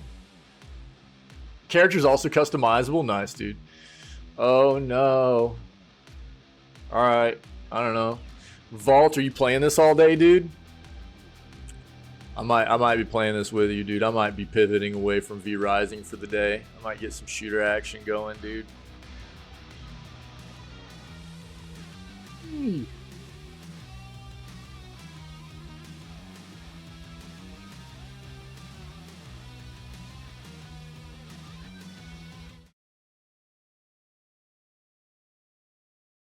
That's cool, man. You just pull a 24-hour, right? You'll be fine. I might play some of this though. I might play some of this. Like it's low. Yo, this might be a jam today. Yeah. Let's see if we can get some other people in on it or something. I don't know. Yeah. We'll see. We'll see. I'll let you guys know. But good news segment, man. Thanks, guys. This is really an interesting game here. So we'll move on, man. We'll get into some gaming. It feels good to be back again. I hope everybody had a good weekend. And I don't know. Happy Monday, man. So if anybody's checking out this video gaming news segment or music, this video gaming news segment, we've got all of our previous video gaming news segments in full on YouTube, along with clips out of those, and all of our gaming playthroughs we've done, and just funny, crazy clips out of the gameplay and stuff. All that stuff's on the Twitch page, in playlists, and on the YouTube page as well. And if you're enjoying any of that, man, come hang out with us. We go live at 6 a.m. CST every single day, besides Wednesdays right now. And we always start off with video gaming news before we dive into whatever gameplay we have planned for the rest of the day, okay? So, I don't know. Other than that, man, stay healthy, stay safe, be kind to one another. And we will be back for more video gaming news tomorrow, June 20th, at the beginning of the stream. All right?